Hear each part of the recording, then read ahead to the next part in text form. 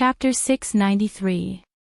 Kori Karasawa held her scabbard in a reverse grip, infusing her chi into it and retracting her wrist. Dragging a trail of dazzling light behind her, she struck her enemy in a half-stabbing, half-head-on fashion. Before the advent of the information age, countless warriors and swordsmen had lost their lives to the double dragon takedown of the Shinjai sect. But now, as long as it wasn't a hasty encounter and one was mentally prepared, the opponent would more or less be prepared for such changes. As expected, Lu Qing retracted his left arm and punched across his chest. His fist landed awkwardly on the scabbard with purple flames. Bam! Bam! 2 consecutive bangs and dazzling light scattered. Both of Kori Karasawa's attacks were firmly blocked. However, her heart was as calm as an ancient well. She didn't show the slightest sign of depression, as though she had already expected this. Clang! She bent her right elbow and swung it away. Her long saber slashed out at lightning speed. Its sharpness was bone-piercing. Wherever it passed, droplets of water formed in the air and vaguely formed clouds. This was the flying bird takedown, a weakened version of the Shinjai sect's flying dragon takedown. But when used by the current Kori Karasawa, its speed was almost on par with the flying dragon takedown Lu Qing had used when they first met. Boom! Lu Qing straightened his arm and punched upwards with his heavy fist.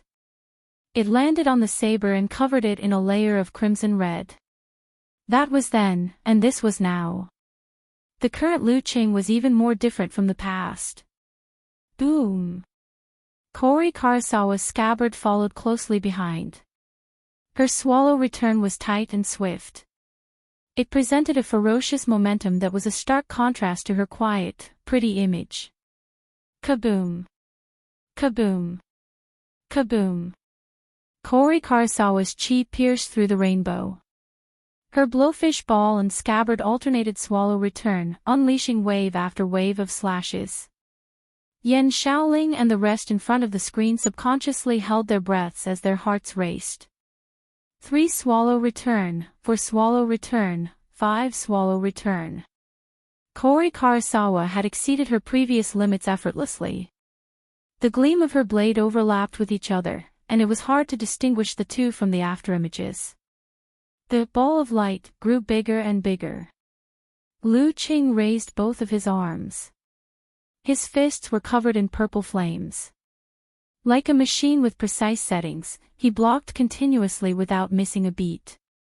He also borrowed the core technique of the ancestor of physical invulnerability of the 24 blizzard strikes. The more he blocked, the faster he moved. The more he hit, the fiercer he became. The temperature around him rose rapidly. Back then, he had been defeated by 4 return of swallows. Now, even 5 return of swallows, 6 return of swallows, and 7 return of swallows could not shake him in the slightest. Rumble! Rumble! Rumble! Tang Zai's saber light continued to flow, and the swallow return seemed to be endless until his opponent collapsed. 7 return swallows, 8 return swallows, 9 return swallows. Kori Karasawa's 10th slash suddenly changed direction, her scabbard slashing vertically towards the space between her and Lu Qing. Bang! The airflow spread out instantly, forming a vacuum in the area. With the help of the pressure created by the imbalance, everything in the surroundings was thrown into the vacuum. Lu Qing also started to lean forward. Shinjai sect, vacuum extraction. Snap! Kori Karasawa's right hand paused for a moment, followed by an almost inaudible compressing sound. Vacuum extraction, followed by flying dragon extraction, was the sure-kill combo of the Shinjai sect. A ray of white light suddenly appeared, streaking across the horizon, leaving behind a cone-shaped cloud behind it. With an unavoidable speed, it slashed at Lu Cheng's body. Lu Cheng's silhouette was instantly distorted, shattering like a mirage. Kori Karasawa's gaze froze. He had already dodged when vacuum extraction took effect, leaving behind only an illusion. How did he fool my mind? Rumble. It was only then that the sound of the saber light slicing through the air could be heard. The sonic boom created huge waves that slammed ferociously in a direction other than the attacker. As the drone's camera shook violently, the faint purple flames were like a wall, sticking close to the ground and burning towards Kori Karasawa. Kori Karasawa suddenly realized that the temperature around her was extremely high. Everything around her was distorted, like a mirage. Just breathing would burn her airway and cause injuries. A thought flashed through her mind, and she instantly understood why she was fooled. Unknowingly, Lu Qing had already used his home ground environment to complete the setup of the 8th move of the fire sect, Mirage, suffocating hell. Through the dual influence of reality and mind, he prevented himself from seeing through the illusion. With a sidestep, Kori Karasawa shrank and dodged to the side, avoiding the burning of the faint purple flames. Just as she steadied herself, the hot air around her changed shape, outlining a navy blue silhouette.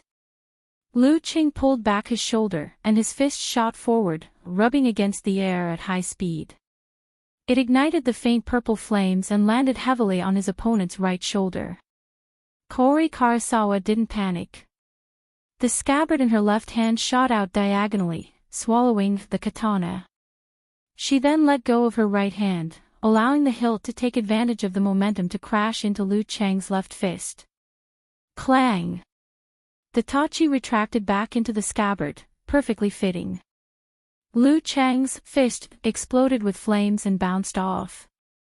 Taking advantage of this opportunity, Kori Karasawa twisted her back, her right hand once again gripping the hilt of her katana. Whoosh, whoosh, whoosh. She unsheathed her katana, changed her footwork, and slashed a few times at high speed. 8 bright and clear rays of light slashed at Lu Qing from left, right, front, and back. It was like a giant snake with 8 heads attacking, biting, and frenzied. Shinjai's sex profound move, Chaos of Yamada. At this moment, Lu Qing seemed to be in the middle of a blooming lotus of light, with layers of petals rapidly closing in. Kori Karasawa's attack wasn't over yet. After executing Chaos of Yamada, she jumped up, locked the hilt of her scabbard, held her katana with both hands, and slashed down against the wind. Her inner chi released a dazzling arc of light, sealing off the last possibility of her opponent's evasion. It was as though she could slice everything in her path in half. This was the most basic, and most unadorned move in Japanese kendo, downwind single slash. It was used at the right time, flawlessly. Lu Cheng's face was as calm as an ancient well. Instead, his eyes shone with interest and eagerness. His palms, burning with faint purple flames, suddenly clasped together when Chaos of Yamada struck, compressing all the flames into a tiny point. Bam! As he separated his palms, the flames exploded. The purple flames spread in all directions like a prairie fire, wearing down the 8 rays of light with terrifying heat and its own shockwaves. The first move of the fire sect, Prairie Fire. Clang! Lu Qing took advantage of the momentum to raise his arms and clasped his palms together again, sandwiching Kori Karasawa's tachi in the middle. It was so precise that it was as though he had rehearsed it dozens or hundreds of times. Poof, poof, poof. The remaining 8 rays of light landed on Lu Cheng's body, but they were already spent. They barely managed to cut through his clothes, but were easily neutralized by the swelling of his muscles and skin. Buzz, buzz, buzz. Caught in the middle, Kori Karasawa's wrist vibrated rapidly, causing the blade to vibrate incessantly like a chainsaw. At the same time, she exerted strength in her back and pulled out a razor-like glow from her feet, kicking Lu Cheng's chest consecutively. However, as soon as Lu Qing caught the fugu ball, he sent it outwards, causing Kori Karasawa to fly backwards in midair. Her high-frequency vibrating blade could only cut through the air current, causing the razors she pulled out from her feet to hit empty air. He didn't chase after her. Instead, he strode forward at a moderate pace, gradually forming scarlet, faint purple, and finally blazing white around him. Afraid of being ambushed, Kori Karasawa did a graceful somersault in midair, forcefully changing her direction and drifting a dozen meters away. Just as her feet touched the ground, Lu Qing suddenly took a step forward and stomped down heavily. The mind's eye sensed something and Kori Karasawa rolled sideways.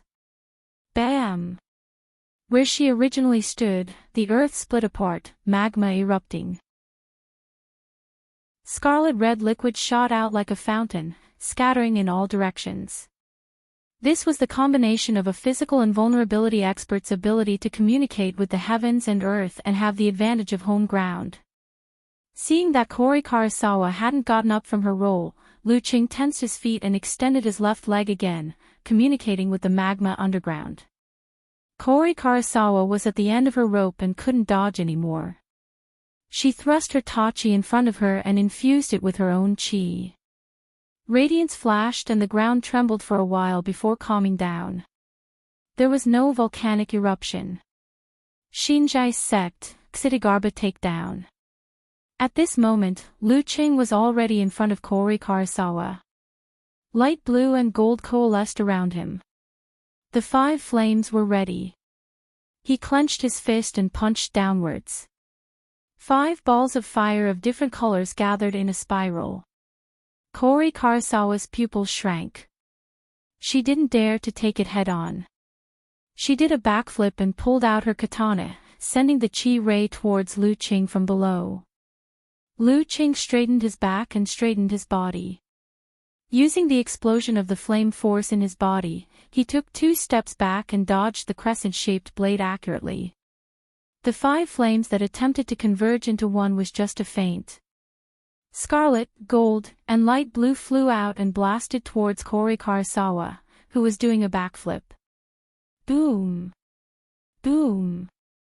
Boom! Kori Karasawa gave it her all and continuously cast, shrink, to barely avoid the continuous bombardment.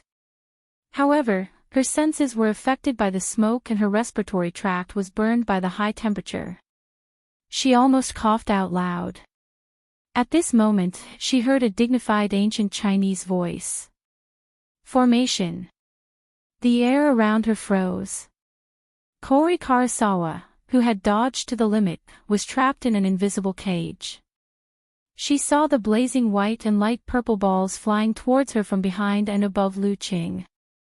She clenched her teeth and tightened her grip on the handle of her katana. Snap!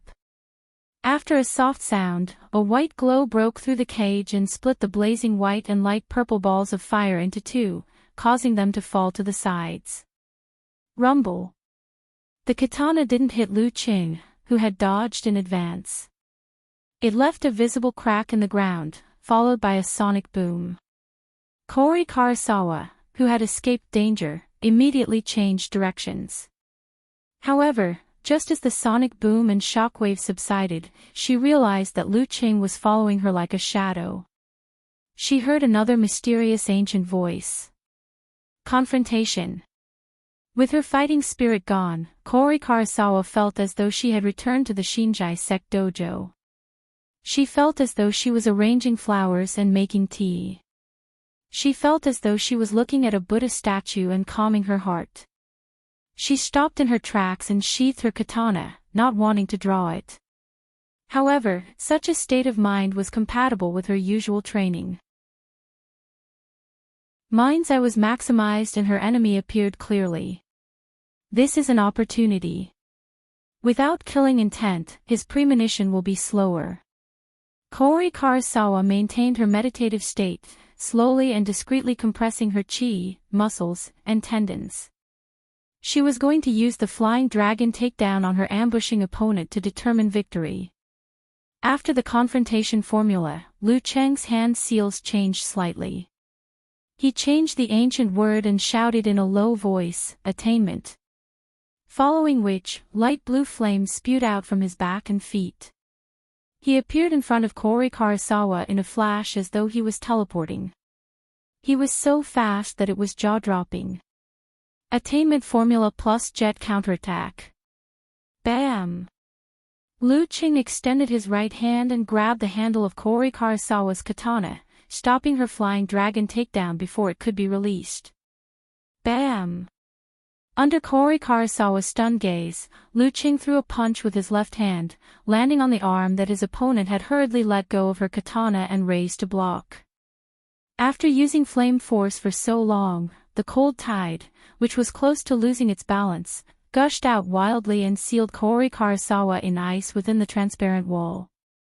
Although it was quickly melted by the surrounding high temperature, it did slow Kori Karasawa down for a moment. In a battle of physical invulnerability, victory was decided in a matter of moments. Lu Qing swung his left elbow and his fist bounced up, landing right in front of her forehead. Kori Karasawa was momentarily stunned. She couldn't understand what was going on, but that name sounded familiar. Lu Qing wins. Chapter 694. Kori Karasawa had plenty of experience in arena matches.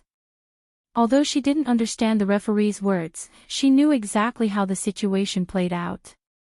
She loosened her muscles and tendons that hadn't had the time to unleash their full power, allowing her gathered chi to dissipate. She arched her back and bowed solemnly. "Thank you for your guidance, Lu." With that, she didn't care if he understood what she meant.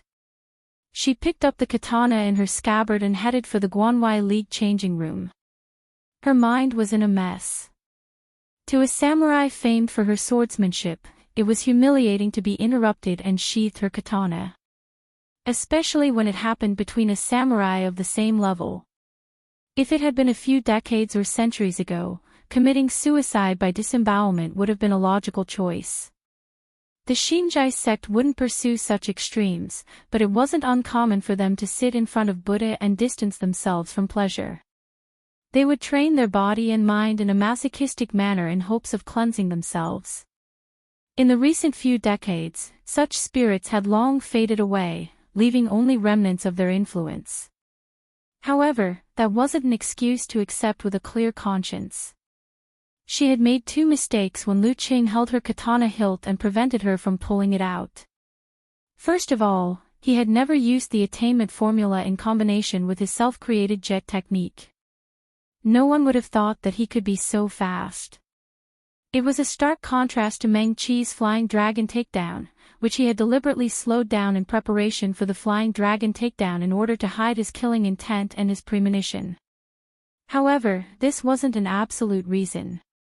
Based on the fact that Meng Qi had mastered the attainment formula and created his own jet technique, it was reasonable to assume and take precautions in advance.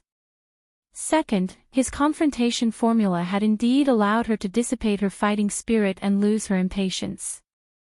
It was as though she had returned to the Buddhist temple where she cultivated her mind's eye and entered the Shinjai realm that only her master possessed.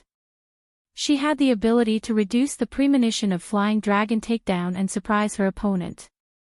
However, thinking about it now, Lu Qing hadn't made a mistake that gave her an opportunity. He had predicted such a situation and did it on purpose. In other words, after she was influenced by her opponent, she thought she had found a loophole in her opponent's trap and found a way to counterattack. However, she had actually fallen into the second trap that he had carefully prepared. It was because of the feeling of imminent victory that she had forgotten to be wary of Lu Cheng's double-stacking speed. If that wasn't the case, even if she lost, she wouldn't have lost so quickly. Her fukunara wouldn't have been pressed back into its scabbard. "I'm so stupid." Kori Karasawa couldn't help but blame herself after she understood. Her heart was filled with an inexplicable grievance, but it was suppressed by her powerful spirit, so she didn't show it. She just pursed her lips tightly. "Wow, Kori-chan's aggrieved look is super cute." In the major forums in Japan, many similar words appeared in an instant. "My heart hurts. I want to comfort her. It's a pity that Kori-chan isn't like before." I remember when she was a teenager, if she lost, she would try to hold it in, but she wouldn't be able to hold back her tears. After all, he's already a divine ghost expert. I remember selling things like Tears of Hajime. Her opponent is really strong. He actually managed to push Kori-chan's knife back. It gives people the feeling of attacking from above and below.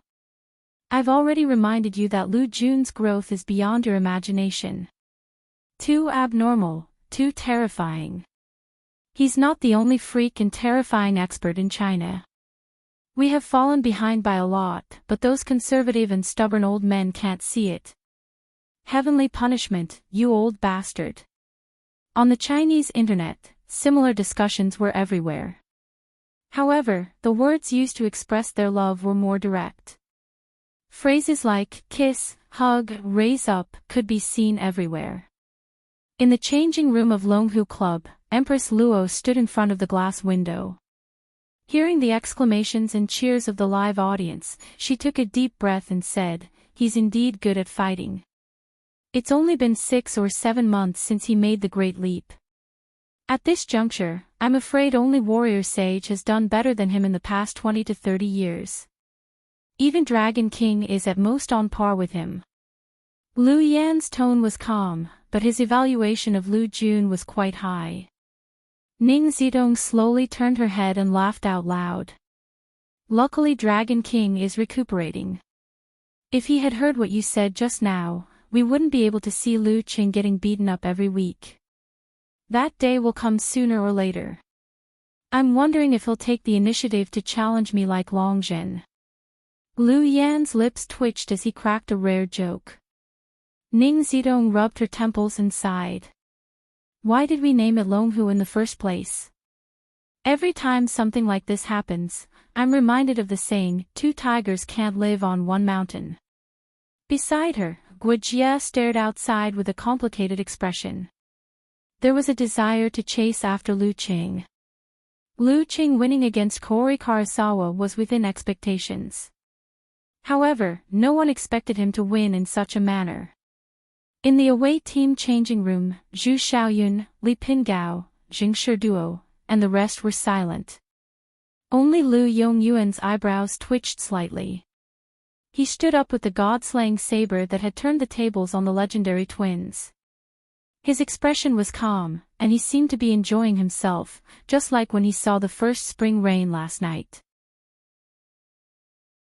He didn't show any signs of worry, depression, or shock at Kori Karasawa's defeat. Lu Yongyuan pushed open the door and walked out at a moderate pace.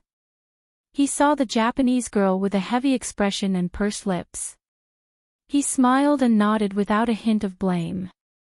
Then, he walked past her and towards the center of fiery hell. Kori Karasawa's gaze followed his figure in a daze. For a moment, she had the misconception that she was the victor. Senior Lu's state of mind has improved again. Lu Qing stood where he was. The crimson lava beneath his feet flowed slowly in the crevices. Around him, flames spewed upwards. His eyes were locked on the leisurely Lu Yongyuan. Compared to last year's master battle, this god-slaying saber's aura was completely different. He no longer had the feeling of absorbing light from the heavens and earth and bringing dusk forward. He also no longer had the hair-raising feeling of a divine weapon pressing against his forehead. He was like a woodcutter with a full load or an elder deep in thought as he fished. He had an indescribable harmony with the heavens and earth, as though he was an integral part of the painting. The more restrained and natural he is, the more terrifying the sharpness of the saber when it is unsheathed. Lu Yongyuan has washed away his dust and found his true self. Thoughts flashed through Lu Cheng's mind. He knew that his opponent had gotten stronger. During the master battle, Lu Yongyuan walked his own path and was in a state of impatience to test his saber. His sharpness was exposed and he was impetuous. But now, he had completely calmed down and returned to his original state. Only such a god-slaying saber could reach the realm of refining the head. Lu Yongyuan stopped where Kori Karasawa was initially standing. He looked at Lu Qing. His chiseled features moved slightly, and he revealed a smile. This time, it won't be just 9 sabers. P.S. The fight wasn't organized properly, so I had to stop here. Fewer words.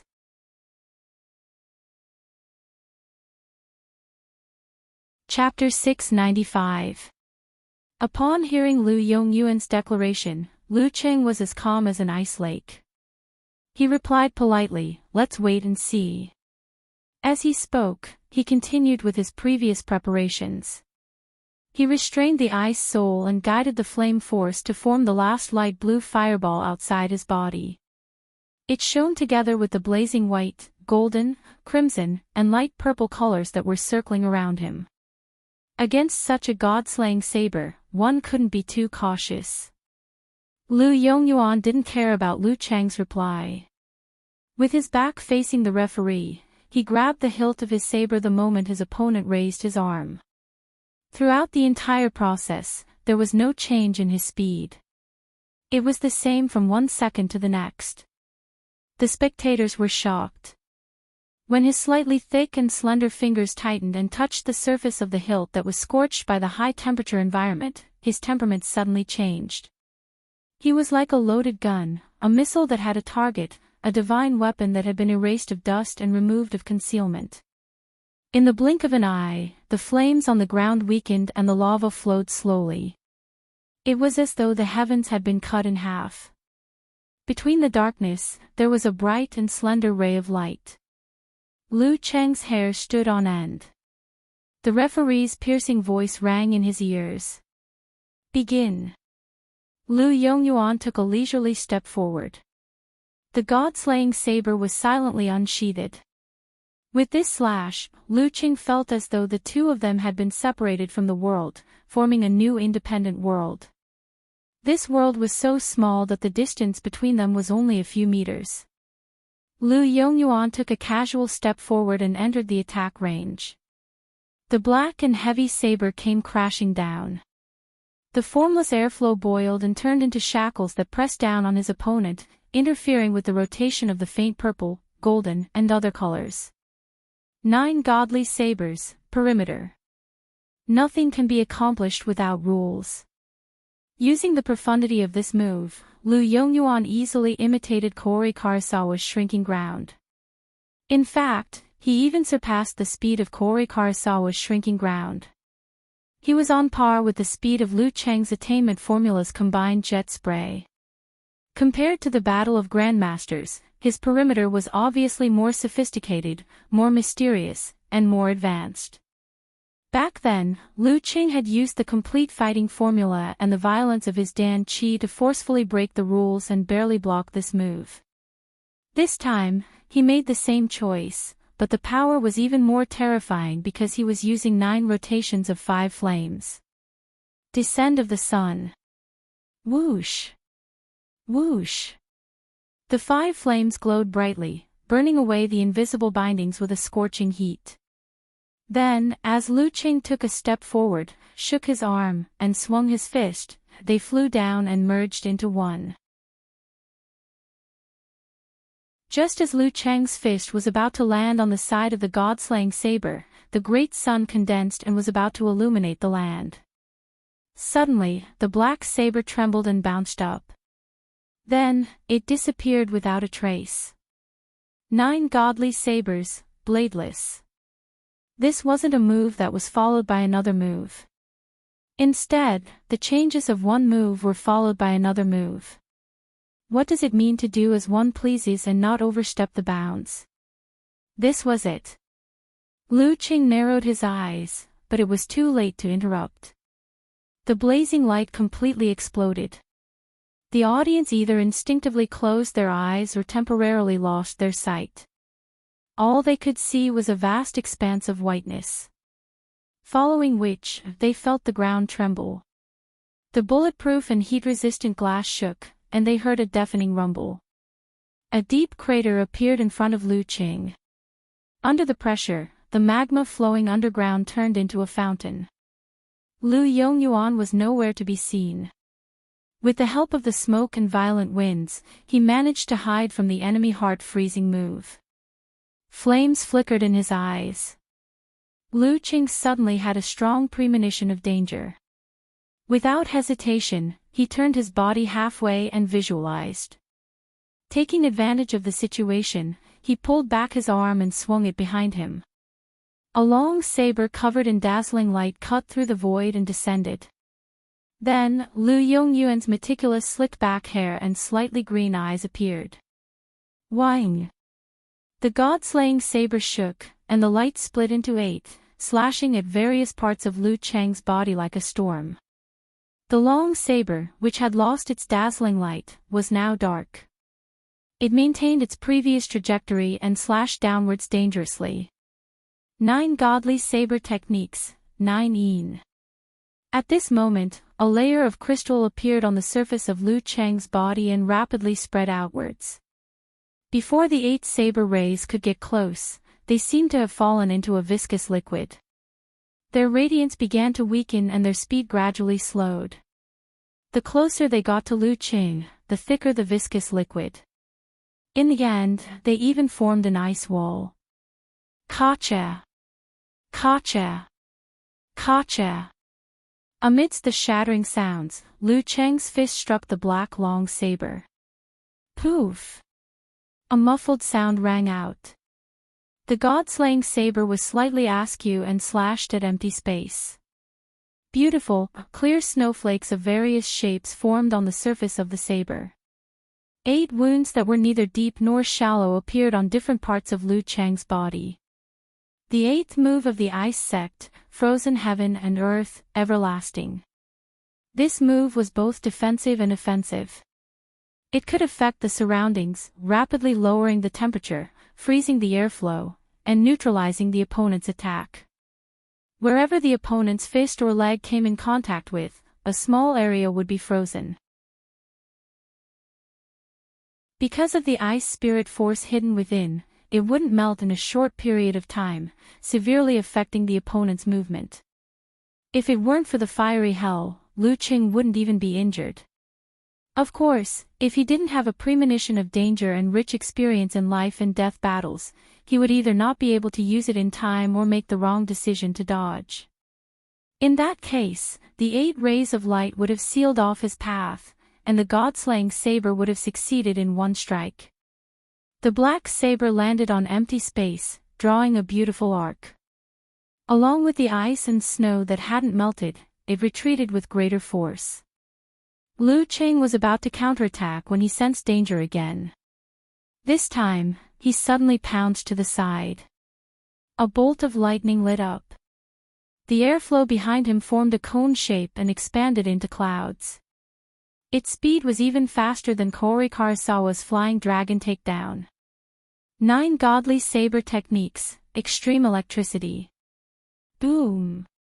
Amidst the deafening explosion, Lu Cheng's ears went against common sense. He closed his eyes and blocked most of the sound waves. Using the strong wind and waves, he rolled like a donkey and flipped like a sparrow hawk. He stood up again and widened the distance between them. However, Lu Yongyuan didn't stop to introduce his moves like he did in the master battle. Retracting his extreme electricity, he took a step forward and struck again with his saber, not giving his opponent any time to catch his breath. This strike was square and circle again, shortening the distance between them once more. The shackles of the rules pressed down on Lu Cheng. Again. The thought flashed across Lu Cheng's mind. Taking a deep breath, he hugged his lower abdomen with his mental strength, forming a miniature universe of balance between darkness and stars. The stars moved and the fighting formula formed. With the eruption of Dan force, he swelled up to 2 meters tall. His clothes outlined his muscles, and his exposed skin was dark blue. The flowing lines of flame, and the shape of ice crystals and snowflakes could be vaguely seen under his skin. He looked like a giant older than the gods. Bam! Bam! Bam! The shackles shattered inch by inch. Lu Cheng twisted his waist and back, and his right fist flew out like a rocket launcher. Boom! Flames erupted from the ground, and the tongues tore at Lu Yongyuan's legs. The god-slaying saber was also knocked back. After that punch, the flame force in Lu Cheng's body exploded, allowing him to exert strength for a second time. Charging forward, he closed in on his opponent in an instant. His left fist, covered in purple flames, swung diagonally upwards, aiming for his opponent's chin. Lu Yongyuan's expression was as calm as the water in a deep pool. Without any change, he lowered his shoulders and pulled the god-slaying saber again. Whoosh whoosh whoosh. He swung the 8 strokes continuously, blocking his opponent's attacks one after another. Bam bam bam. Lu Qing swung his fists, smashing, hammering, and swinging. Every strike was heavy and hot as he pressed forward crazily. Lu Yongyuan's 8 strokes seemed to be endless. Lu Cheng's violent attacks were like the scorching sun in the sky. No matter how strong or terrifying they would eventually be swallowed by the darkness. 9 Godly Saber Techniques, Dusk. After a series of attacks, Lu Cheng, who had some poison in his body, had to take a breather. Lu Yongyuan, on the other hand, did the same sluggish action as if he was looking in a mirror.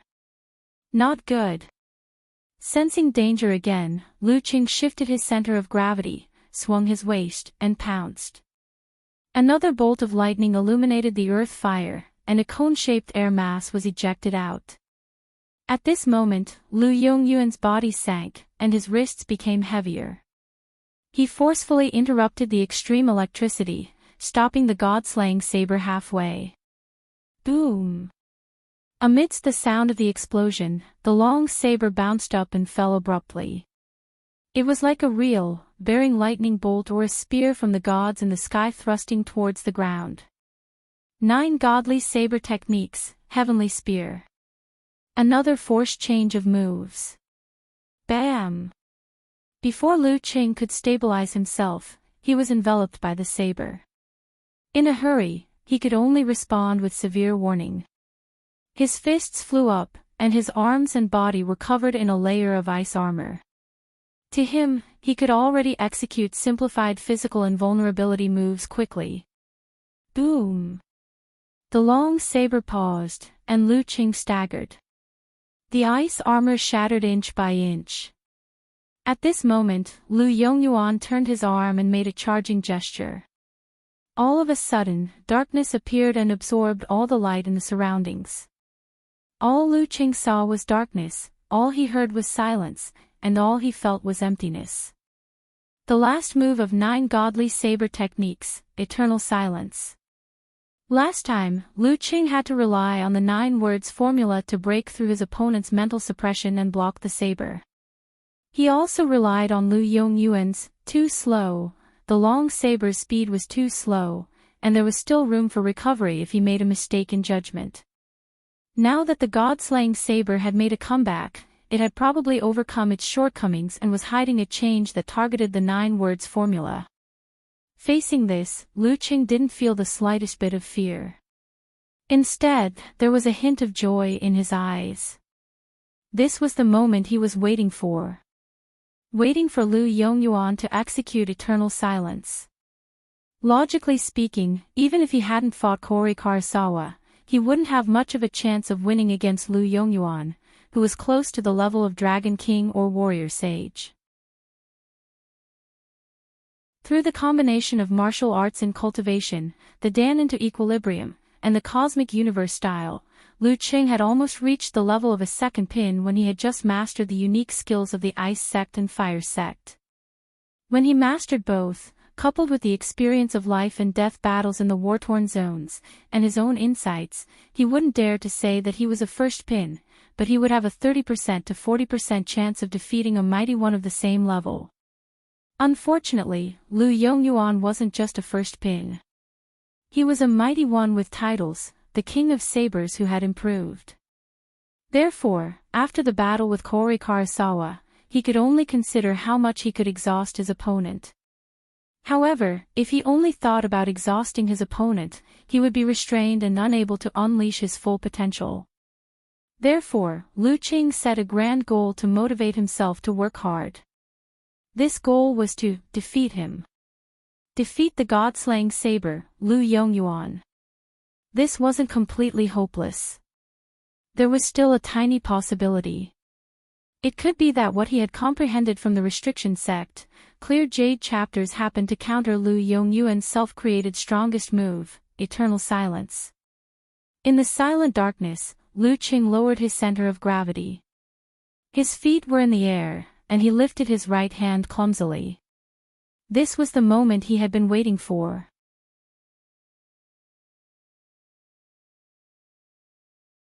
Chapter 696. Lu Qing raised his arm and clenched his fingers into a fist. The center of his palm was dim and dazzling. It was as though he was grabbing a part of the starry sky and the universe.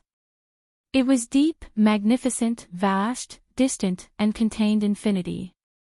Bam! He pulled his shoulders and pressed his palms down. The darkness around him collapsed and shattered inch by inch. Brilliant light that reflected the light of the fire radiated from the cracks. The sky at night seemed to have countless holes that even Yuhua couldn't fix. The dark and heavy god-slaying saber was about to land on Lu Qing. It was at least twice as fast as the Grandmaster battle. However, it was attracted by the darkness in his palm. It moved upwards and collided with it. It was as though it had fallen into a whirlpool and approached a black hole. This was what Lu Qing had grown by using his cosmic universe style as the soil after comprehending the restriction sect. Clear Jade Chapter. Self-created unique skill, tilting northwest sky, sinking southeast earth. The outstanding combination of mental attack and physical strength contained the will of big destruction, which was a perfect counter to moves like heaven and earth in one's own, such as Lu Yongyuan's square and circle, or eternal silence, which was stronger than square and circle and required more mental strength. Boom! Lu Qing's palm landed heavily on the long saber. However, there was no sound of metal clashing. The air billowed and the noise was deafening. It completely destroyed the darkness. Buzz! Buzz! Buzz! The god-slaying saber bent softly at first. Then, it suddenly straightened and vibrated at high speed. It was as though it was a wounded beast that let out cries of agony. Such a violent reaction affected his mental strength. Lu Yongyuan, who was feeling dizzy, almost lost his grip on the saber. He channeled dark sky force and exerted force with his 5 fingers to stabilize himself.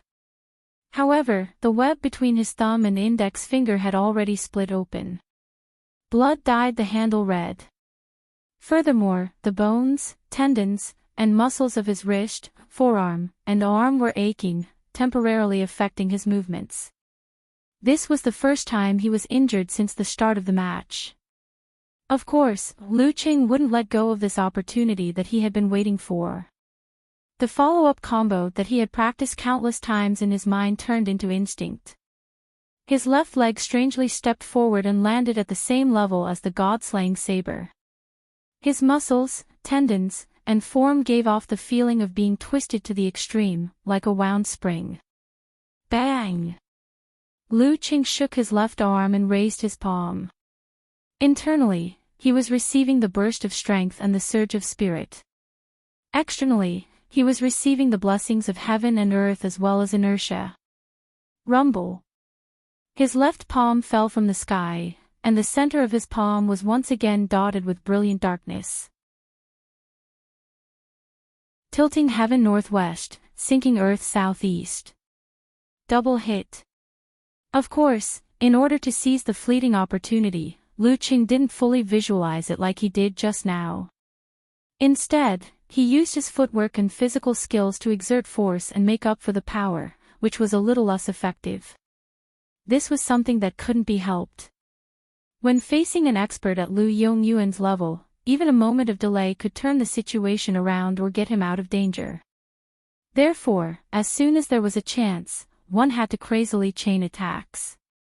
If one couldn't continue to chain attacks and still hadn't won, and hadn't severely injured the opponent, then one who had fought a battle beforehand and whose strength was weaker could basically admit defeat. The light in front of Lu Yongyuan's eyes dimmed as the airflow exploded. Lu Yongyuan, who couldn't wield his blade with his right hand, saw the enemy's palm as though it was collapsing the heavens and the earth. Even with his state of mind and his willpower, he couldn't help but feel small and weak. Fortunately, he still had his left arm in his scabbard. Bam! Lu Yongyuan held the upper end of the scabbard and slashed out, hitting Lu Cheng's left palm accurately. Using offense as defense. Boom! Tiny spiderweb-like cracks appeared on the dark green scabbard. Lu Yongyuan's muscles trembled as he pulled his arm back. His right leg tightened as he was about to pull forward, not passively defending. At this moment, Lu Qing lowered his center of gravity and channeled the rebounding force into his right leg, cracking the ground. Bam! Where Lu Yongyuan stood, a volcano erupted and flames spewed out crazily. If he hadn't sensed the commotion deep inside and forcefully changed his whip leg into a back kick, taking advantage of the momentum to leap away, he would have been engulfed by the flames and suffered serious injuries. Lu Cheng's third hit in the combo. Home field advantage. With this retreat, Lu Yongyuan immediately executed his dark sect footwork. It was as though he had transformed into a long blade, shaking out countless afterimages with many hidden changes. Sometimes left, sometimes right, sometimes front, sometimes back, sometimes jumping, and sometimes crouching on the ground to avoid the pursuit, trying to increase the distance between them. Of course, Lu Qing wouldn't allow him to regain his composure. His wind made use of the flames to sweep forward. Relying on the lock of enemy heart-freezing move, he barely managed to keep up with Lu Yongyuan's turn. However, his movements weren't as smooth as Lu Yongyuan's. The distance between them slowly but surely widened. At this moment, his right palm grabbed a ball of faint purple and launched it towards Lu Yongyuan, who had predicted his next move. Lord Emperor's Purple Flame. Boom! Boom! Boom! Lu Qing attacked left and right. Sometimes he fired a cannon, sometimes he stuck close to the ground and burned. He wasn't afraid of making a mistake in his judgment and was using quantity to make up for it. As for the fact that this would consume a lot of energy and couldn't be maintained for long in his current condition, he didn't care. If this combo couldn't finish Lu Yongyuan off, then it wouldn't matter how much fire force he had left. Of course, this was also in preparation for what would happen next. Boom! Boom! Boom! Lu Yongyuan was surrounded by smoke and flames. Even though he wasn't hit directly, his footwork was affected. The breath he had forcefully gathered was about to dissipate, and his footsteps started to slow down. A thought flashed across his mind. Lu Yongyuan took a deep breath and made a forced concentration. It was as though he was trying to relieve the soreness and pain he had felt earlier. Seeing him pause, Lu Qing didn't hold back. Faint blue flames gushed out from his back, and in an instant, he was right in front of his opponent. But at the same time, Lu Yongyuan's figure dimmed, as though he had turned into a shadow. He was blown away by the wind as though he was weightless. Lu Cheng's sudden attack missed. He waved his arm anxiously and pulled out a ball of purple flames, which he threw at the shadow. Boom! A crater immediately appeared. Lu Yongyuan dodged with a strange posture, and his dimming figure quickly faded away. He finally stopped. He hurriedly gathered his qi, blood, force, mind, and other negative effects in his dantian, trying his best to recover the movement of his arms. Phew, I almost couldn't continue. Lu Qing thought for a moment. His qi and blood directly stimulated a certain part of his body, and he executed the simplified attainment formula. Bam! Faint blue flames gushed out from his back and feet again, propelling him across the distance between them. He blinked in front of Lu Yongyuan and threw a punch. Lu Yongyuan's eyes turned black as his Dan Qi expanded his body.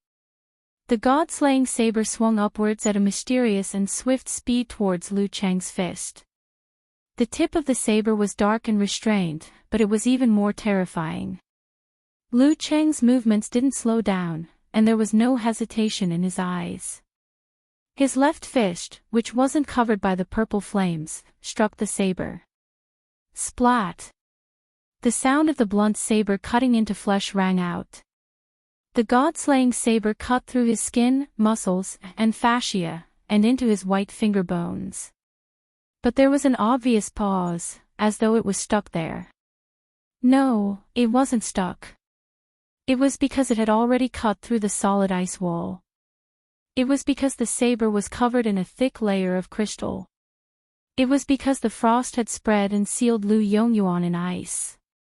Self-created unique skill, Lament of the Ice Queen. Lu Qing had used so much fire force just now to create a temporary and extreme imbalance between ice and fire. He wanted to simulate a universe without stars and to simulate the terrifyingly low temperature. He didn't need to prepare anything else, nor did he need to surround himself with 5 flames. That was how he could use it. Using it cleverly depended on his heart. Crack! The ice coffin that sealed Lu Yongyuan didn't even last a second. Cracks appeared everywhere, as though it had been cut by countless saber glints. Lu Cheng, who didn't stop his combo, retracted his left fist covered in blood-colored frost. It was as though gunpowder had been ignited in his body. His right fist turned into a cannon and blasted towards his enemy. That wasn't all. He didn't care about the injuries on his left fist and arm. Using them as weapons, he followed up with a punch using his shoulder as a driving force. Bam! Bam! Bam! Lu Qing used the internal eruption of Emperor Yen force to increase the speed of his punches. He threw 8 punches in the gaps between the moves of the other physical and vulnerability experts. He was so fast that the audience thought he had 4 arms. If only my Orochi could reach this level, thought Kori Karasawa, who couldn't take her eyes off the fight. To be able to force Senior Lu to this extent, Lu Qing has really left me in the dust. Bam! Bam! Bam! The ice coffin shattered completely. Lu Yongyuan, who was still feeling cold, faced Lu Cheng's frenzied attacks. His god-slaying saber and scabbard moved horizontally and vertically, up and down.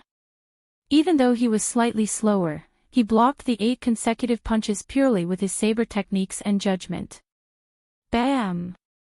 Lu Qing suddenly bent his knees, arched his back, and pounded his fists on the ground like a madman.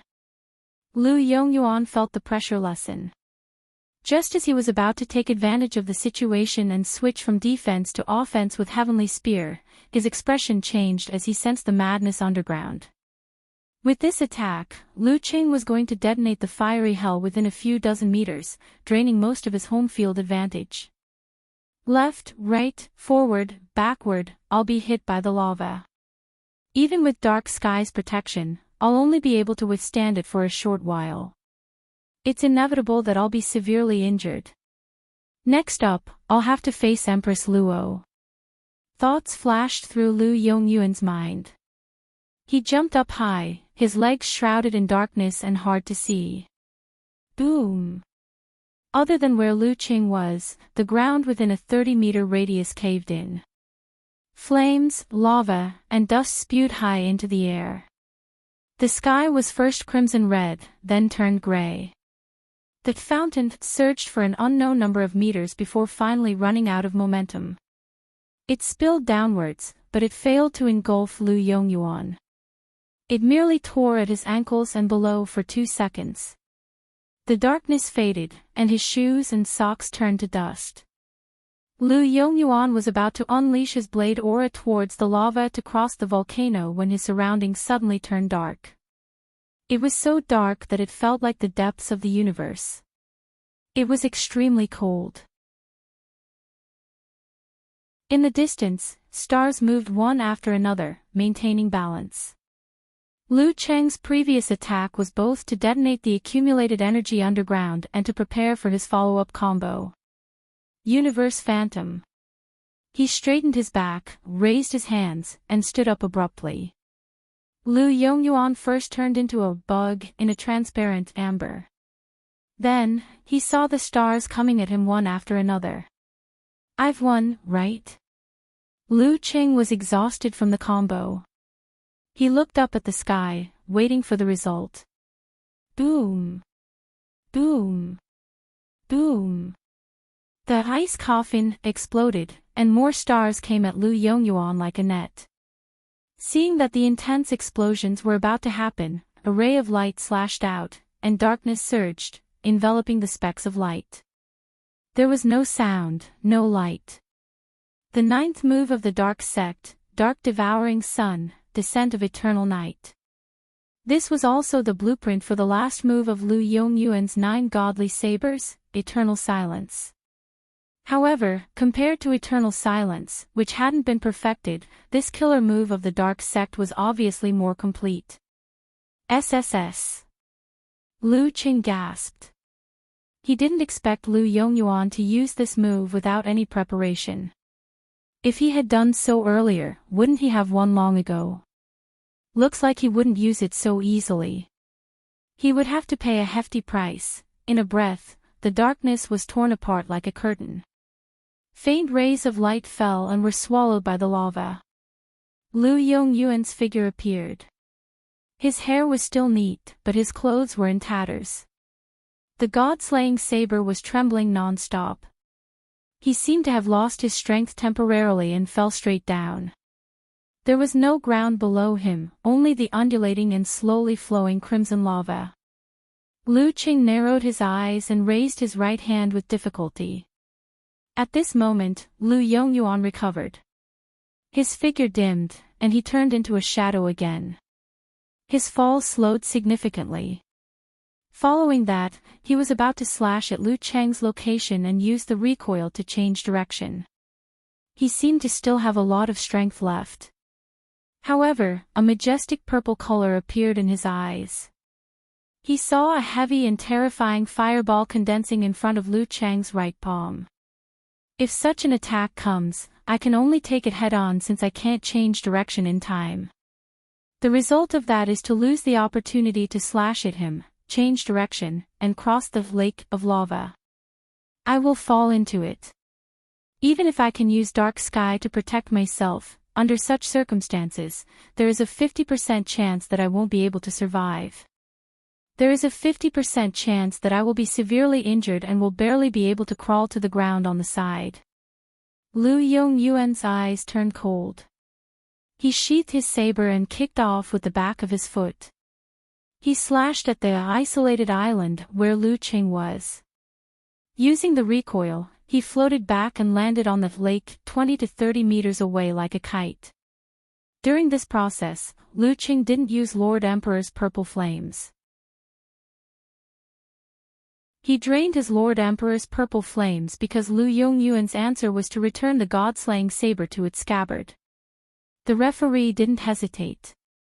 He raised his right hand and shouted, "Second round, Lu Cheng wins."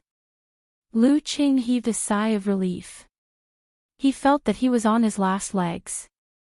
Without waiting for Lu Yongyuan to speak, he cupped his hands and smiled. "Thank you, senior." With that, he turned and left. He walked towards the Longhu Club changing room with light steps. Just like Lu Yongyuan, he floated away after 9 slashes. P.S. This chapter is close to 4,000 words, so it's late. Consider it as making up for yesterday's chapter with fewer words.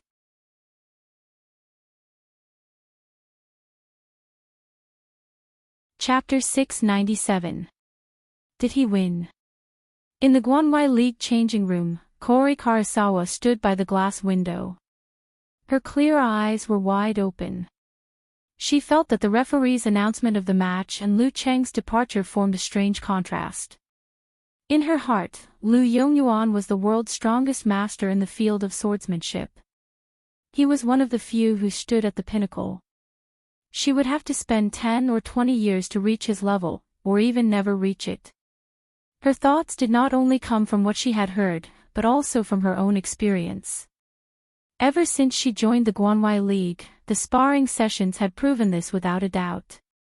Even if there were times when Lu Yongyuan was not attentive enough and did not have the energy to do so, the details that were presented were still breathtaking. But now, the god-slaying saber had lost. He had lost to Lu Qing, who had been weaker than her a few years ago. The strength of the god-slaying saber wasn't a lie. His recent improvement was obvious to all. So where did the problem lie? Lu Cheng's improvement was too scary. It was so scary that it felt surreal. Kori Karasawa wasn't the only one who felt this way. The internet was flooded with similar Weibo posts and posts. Even in unrelated places, there were many posts expressing strong emotions such as, "What the F*** CK, and, "Is it morning?" In the room of an unknown commentator, the bullet screen flashed one by one, almost covering the handsome face of the commentator. Damn, the god-slaying saber lost. I have something to say, but I don't know if I should. 666666, I want to shout out to everyone here, what is impossible? Even though he has the home field advantage, isn't this a little too exaggerated? Lu Qing just fought with Kori Karasawa. Honey, come out and see God. Does anyone want to place a bet with me? Bet that Lu Qing will get a title within 3 years. I have a bold idea. I'm not listening. Scram. Looking at the comments, the unknown commentator, Kai Zongming, laughed secretly. He cleared his throat, intending to speak up for a certain guy. Have you all forgotten? The god-slaying saber's special skill is unexpected failure. No matter which physical and vulnerability expert he loses to, or wins against, don't be surprised. As soon as he finished speaking, an eye-catching green message flashed across the screen, friendly support. Yan Shaoling has something to say. I feel that the god-slaying saber was very serious today. Yes, that's it. Damn, you can even see that. Kai Zongming was rendered speechless. But come to think of it, even a pig, after watching so many martial arts competitions for so many years, would be able to tell 1, 2, 3, 4, 5. Although Yan Shaoling often made stupid mistakes, such as going to get the express delivery and returning to the dormitory with a bag of snacks, it wasn't to that extent. As this thought flashed through his mind, Kai Zongming immediately gritted his teeth. He had clearly asked this girl to organize some people to support and increase his popularity, but she actually ruined his plan. Thinking quickly, student Xiao Ming was quick-witted. He organized his thoughts and said, carelessness and underestimation don't only refer to the competition, but also the preparation before. The god-slaying saber was indeed fully focused and used all he had learnt, but he obviously wasn't on guard against Lu Cheng's sudden killer move. Isn't this a sign of not paying enough attention and not understanding more? It's just like when we were studying. Other than a few who have already become immortals and don't care about grades, most people are still very focused and serious during exams. Whether it's doing the homework by themselves, passing notes, asking questions in the competition, or asking for help outside the competition, they've done their best. But what about before the exam? How many of the students actually did their revision in earnest? How many students didn't get distracted in class, didn't whisper to each other, and listened attentively to the end, understanding everything completely? Speaking of which, I remember a student who was very serious during exams. But on the day of the exam, he didn't even know what he was going to be tested on. He even missed the time. The god-slaying saber situation is similar to this. After Kai Zongming finished speaking, seeing that no one refuted and that most agreed with him, he couldn't help but heave a sigh of relief. He was deeply impressed by his improvisation. TSK, no one noticed the loophole in my logic. They were all reminded of their beautiful memories or their youthful lives. Lu Yongyuan wasn't on guard against the killer move because he didn't pay enough attention and didn't understand his opponent well enough. It's more likely that he didn't know. Based on my understanding of Qing, this is his latest invention and he hasn't used it before. When my eloquence is strong, even I find it terrifying. At this moment, another audience member asked, didn't the god-slaying saber admit defeat too easily? In that situation, he still had the strength to fight back. This is a difficult question, but it's not a problem for me. Kai Zhongming chuckled and quickly switched to another interface. He skimmed through the relevant answers of the professional commentators to verify his own opinion. This was what he had been doing before, so he didn't delay for more than a few seconds before explaining, the situation just now was a game, a variant of the prisoner's dilemma. Sigh, some students said that it wasn't at all, but in my opinion, it's all the same. Don't worry about these details. The situation back then was that if Lu Yongyuan used his saber aura first and used the recoil to escape from the magma, Lu Qing could take advantage of the time when he had used up all his energy and hadn't regenerated enough to shoot him down with Lord Emperor's purple flame, not giving him a chance to use his saber aura and recoil. However, if Lu Yongyuan wanted to wait for Lu Qing to make the first move and use his saber aura to split the purple flame and block and recoil, he would have to wait patiently for his opponent to make the first move. Lu Qing could wait, but Lu Yongyuan couldn't. If he waited any longer, he would fall into the magma. The only way to escape was to have the ability to change direction a few times in midair. Lu Yongyuan did it twice before, but after using Dark Devouring Virokana, Descent of Eternal Night, it seemed like he couldn't use it for a while. After such a game, it was natural for him to admit defeat. Wow, the host is so professional. Good analysis. He's my idol. He's so handsome. He's so funny.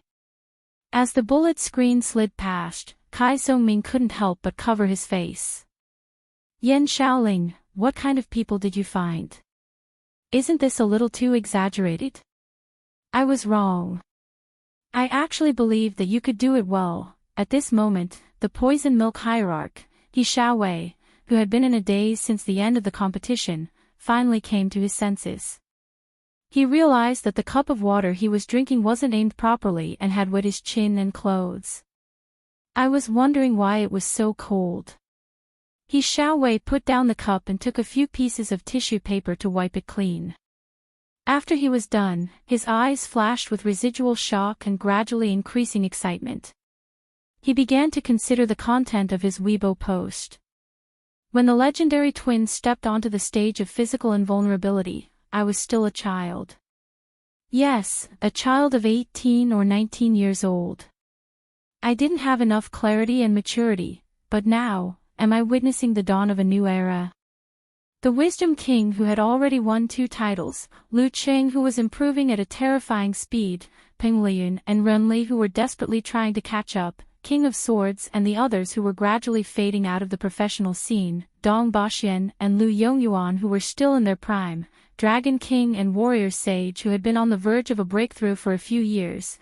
After a moment of silence, He Xiaowei typed a few words in the box. We can look forward to Lu Qing getting a title in the next year or 2.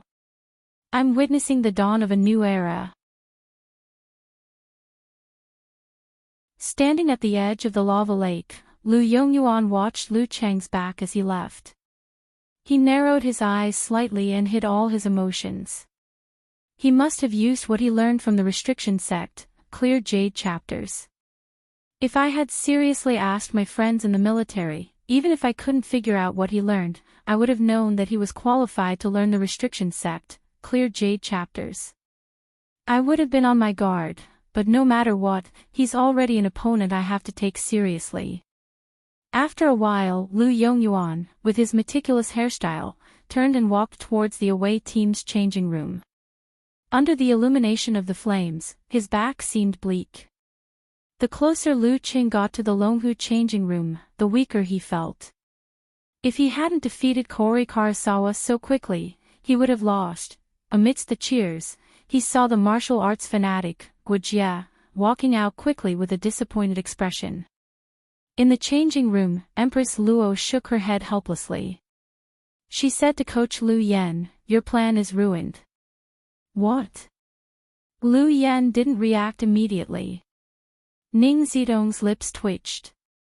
"You said that you wanted her to go on stage under pressure to train." "Well, there's no pressure now." Guijia and Zhu Xiaoyun were both second pin. Even if they were slightly weaker and lost the match, there were still big shots behind them. Lu Yan fell silent.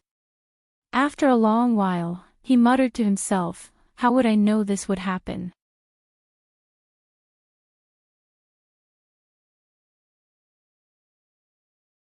Chapter 698.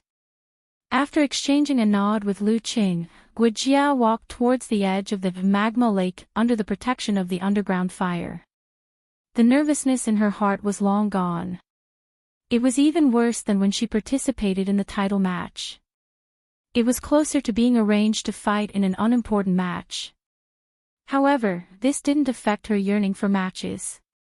Challenging different opponents, witnessing different secret arts, and experiencing different styles had always been one of her hobbies. The nickname martial arts fanatic wasn't made up by others.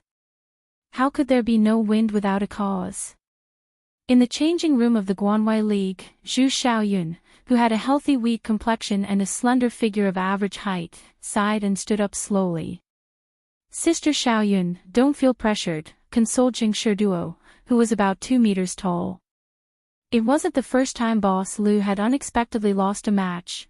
We didn't expect you to win 1 versus 2, especially with Empress Luo, who was famous for her movement techniques." Zhu Xiaoyun put her finger to her lips and made a smile. "I'm not feeling pressured.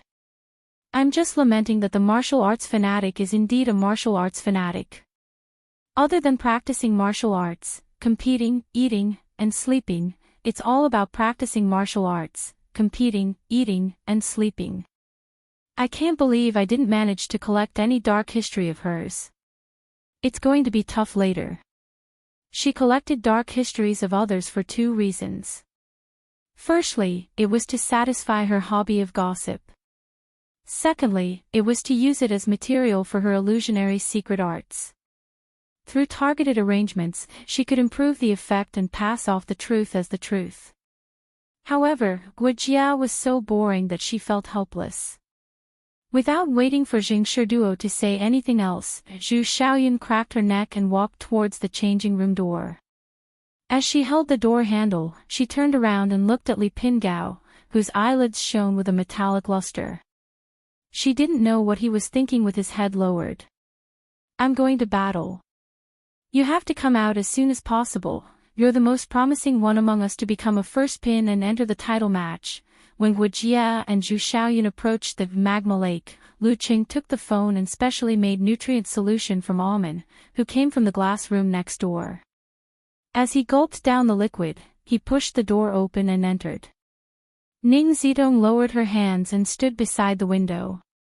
Glancing at him, she said in exasperation, "You want us to change our home ground this year?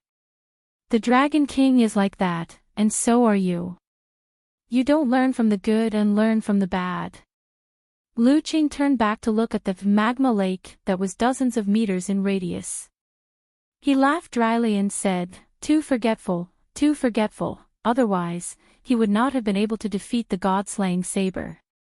Of course, Sister Ning was not wrong.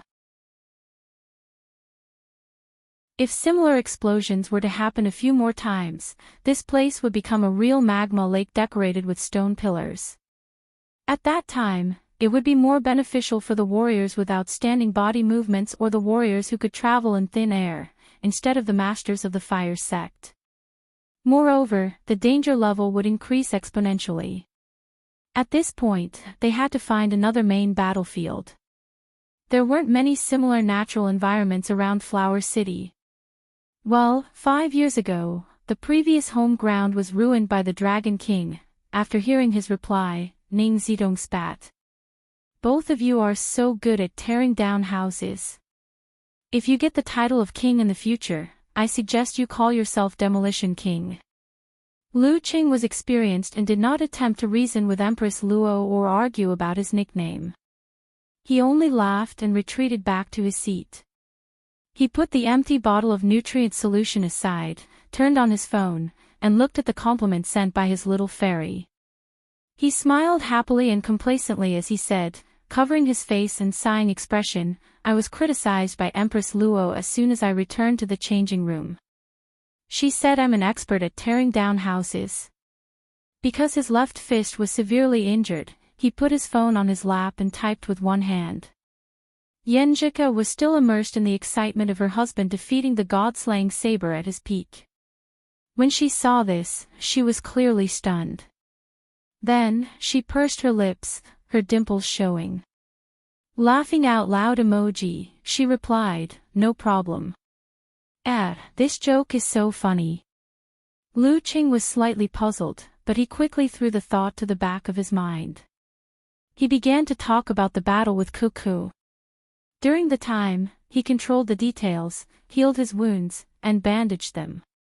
At this moment, Guijie and Zhu Xiaoyun were standing at the edge of the magma lake. However, they did not look at each other through the water. The referee did not allow the staff to clean up the battlefield, and there was no way to do so. Without further ado, he raised his right hand and said, "Begin." Guijie was about to pounce forward and launch a ferocious attack. She practiced the fire sect, not the dark sect that Empress Luo was good at, when her vision blurred. To her surprise, she saw the graceful figure of the woman opposite her. Her footwork was ethereal and mysterious. "Master." The thought flashed through her mind, and she was slightly stunned. This was her master, Empress Luo, Ning Zitong. After a moment of shock, Guijie, who had never fought with Zhu Xiaoyun before, quickly understood that this was an illusion created by her opponent. She was pretending to be her master to affect her performance. As her thoughts settled, the earth fire around Guijie suddenly surged. A strong wind blew, helping her to move faster and faster. A fist covered in flames punched out, hitting the claw of Ning Zitong that Zhu Xiaoyun had transformed into. Bam! The air current exploded. The figure rippled and soon shattered, like the bright moon in the middle of a lake that was thrown into a boulder. Fake. It's fake. A double trap. Guijie felt a chill from the side. She quickly bent her elbow and collided with a weak-colored fist that came silently. Physical invulnerability level absolute reaction. For the rest of the match, Guijie had a feeling that her eyes, ears, mouth, nose, and mind were all deceiving her. However, she remained steadfast. Focusing on defense and mixing in area of effect attacks, she managed to hold on for more than 10 minutes. She even put Zhu Xiaoyun in a difficult position a few times. Unfortunately, Zhu Xiaoyun was indeed a genius in illusion techniques. After a long battle, she seized an opportunity to use truth as illusion to deceive her opponent's senses. When it came to close-range attacks, Guijie finally reacted, but she couldn't keep up with her movements. Regretfully, she lost.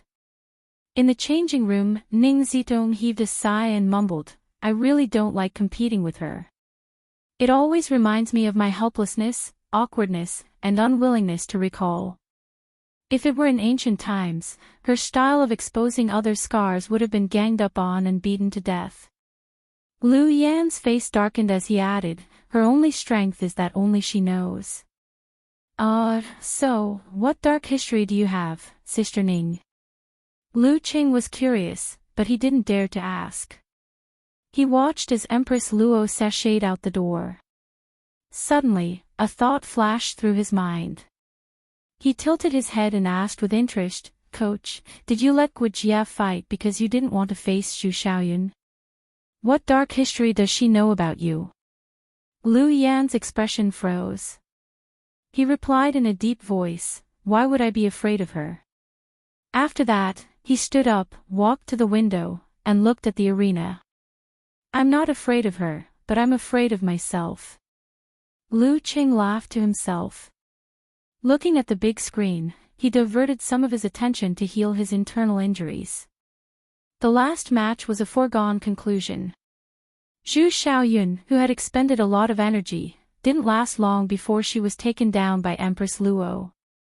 The Longhu Club welcomed a new season of top-class professional matches. Of course, when Ning Zidong returned to the changing room, her face was a little sour. After a night of rest, Lu Qing, who was in a good mood, returned to the club early in the morning, ignoring his injuries. He started his recovery training. At around 8 a.m., he entered the physical invulnerability cafeteria. While going from frugal to extravagant, he instructed Almond to get breakfast. At the same time, he browsed the web portal and Weibo to read the media reports and comments. As he scanned, he saw the headlines of the day. The new generation surpasses the old. The new Longhu Club king is confirmed. The student surpasses the master. The leader of the Longhu Club for the next 10 years has appeared. The new generation surpasses the old. The leader of the next 10 years. The corner of Lu Cheng's mouth twitched as thoughts flashed through his mind. These guys are up to no good. It's as though I'm trying to usurp the throne. Why the f***ck did I think of this sentence? Are you getting carried away? Or am I, the Dragon King, too weak to lift my blade? He subconsciously looked around and suddenly rejoiced. Luckily, the Dragon King is still recuperating in the hospital. In the Longhu-affiliated hospital, the Dragon King, Chen Chitao, was slowly practicing martial arts on the balcony in his hospital gown. In the room with a floor-to-ceiling window, his phone, newspaper, and other items were placed on the table. They were either showing or flipping to the news of the match between the Longhu Club and the Guanwai League.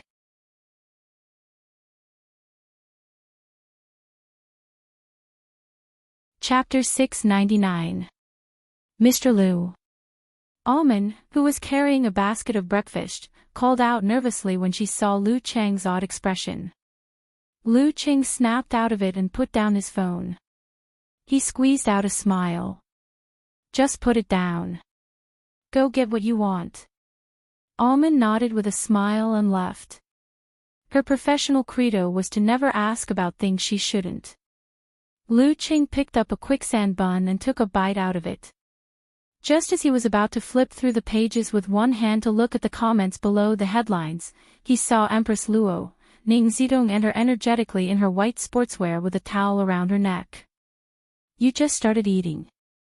Ning Zidong greeted him with a smile. Then she remembered something and said, Dragon King will only be back next week for recovery training. We'll still have to rely on you for the second round. Dragon King will only be back after some time. Lu Qing heaved a sigh of relief.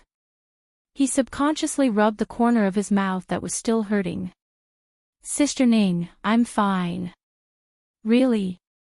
You're going north to Zhaofeng to challenge Daxing Temple.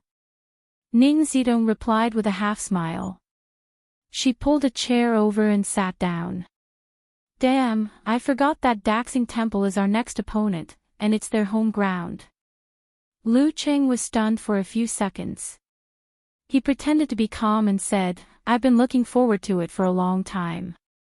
Daxing Temple was a powerful force that could compete for the title of world number 1.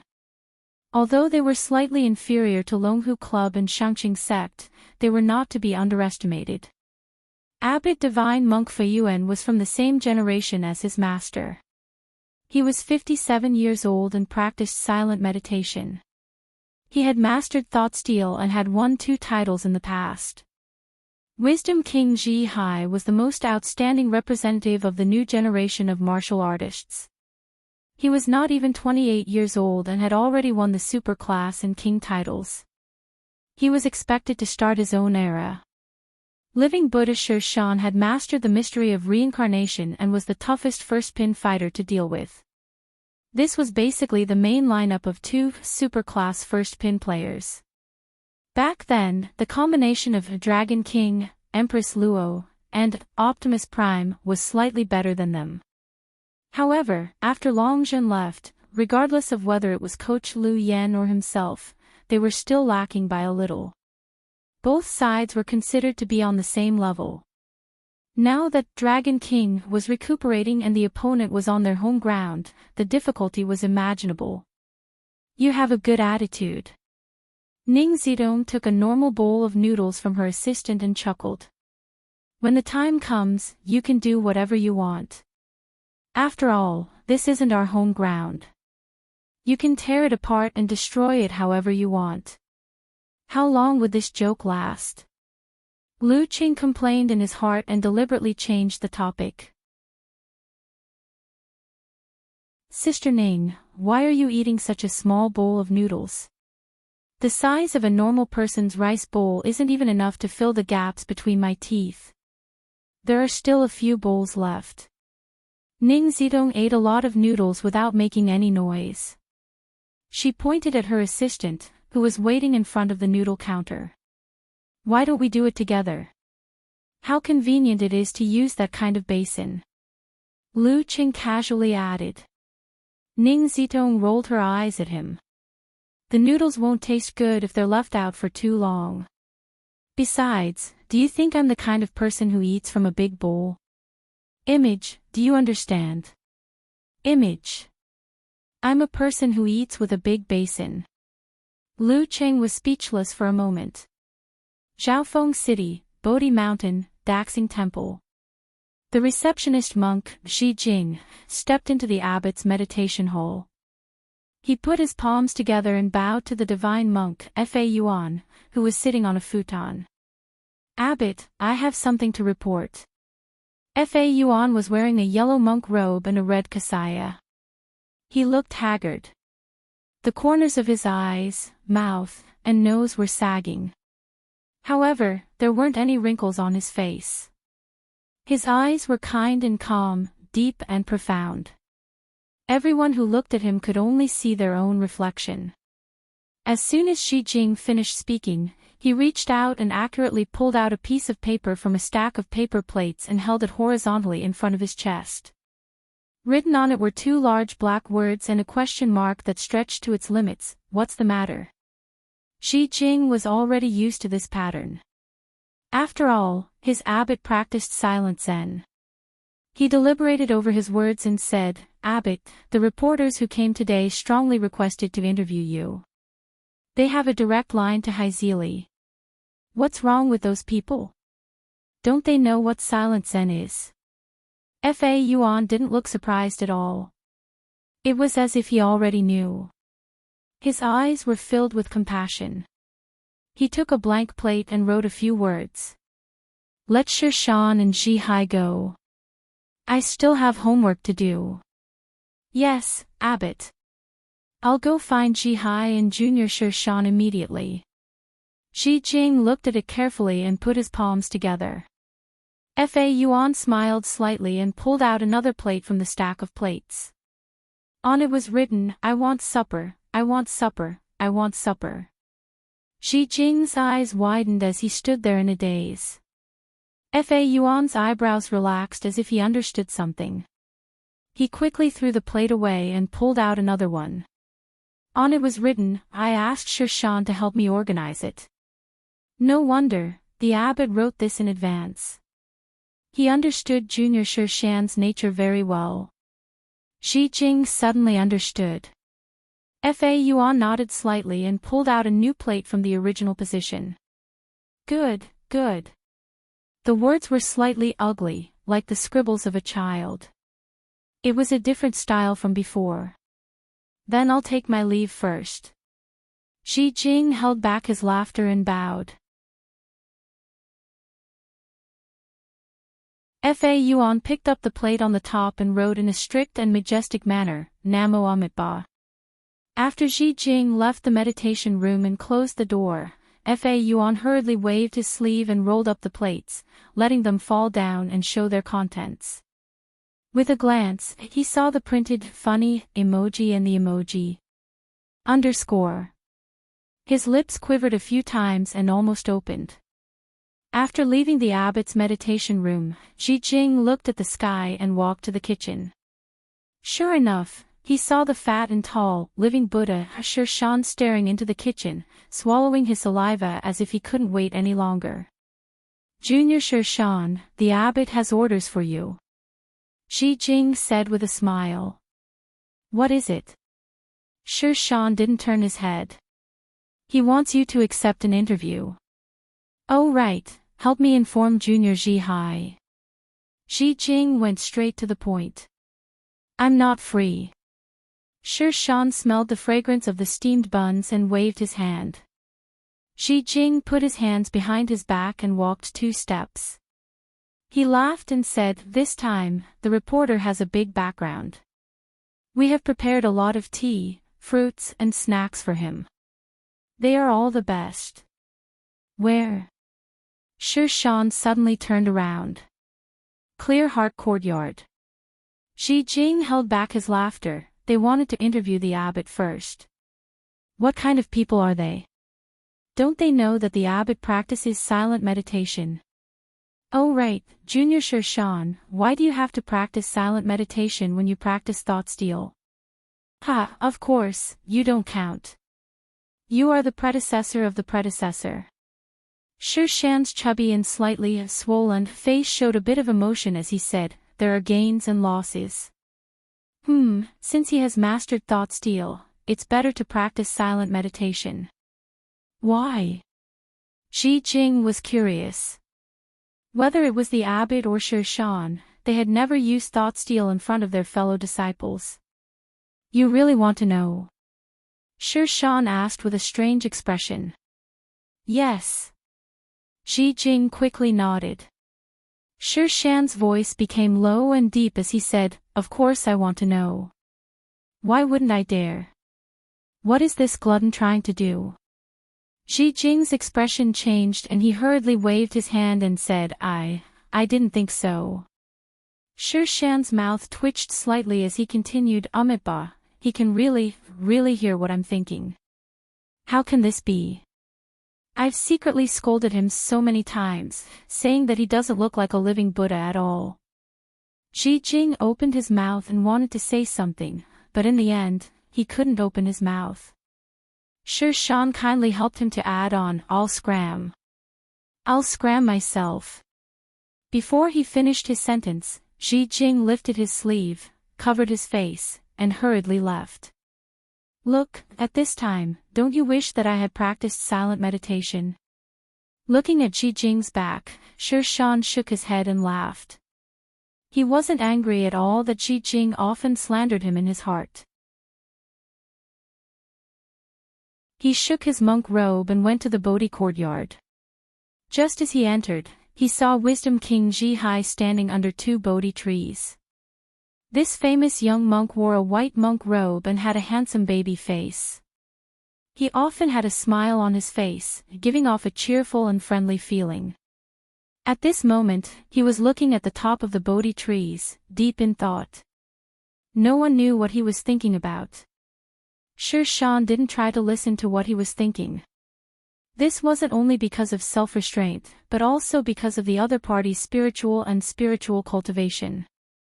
When he first mastered thought steal, he had once listened to Senior Ji Hai's thoughts.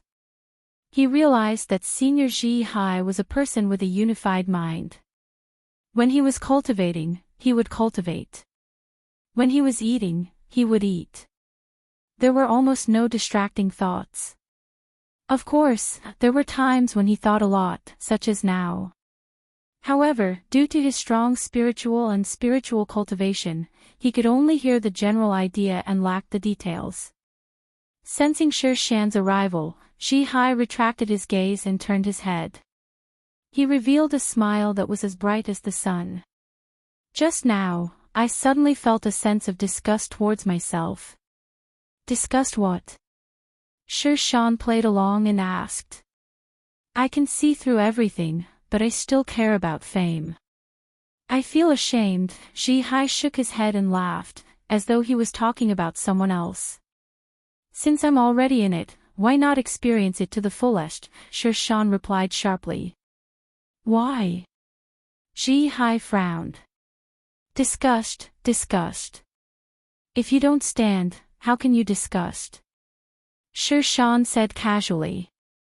He then said, the abbot wants us to go to the Clear Heart courtyard for an interview. Ji Hai nodded and followed Sir Shan to the Clear Heart courtyard. After the interview, they went to the abbot's meditation room to report what had happened. You do it. It's more convenient, Ji Hai smiled and said to Sir Shan. All right, Sir Shan walked to the divine monk, Fa Yuan, and sat down on a cushion. The meditation room was silent. After a few minutes of staring at each other, Sir Shan patted his robe and stood up.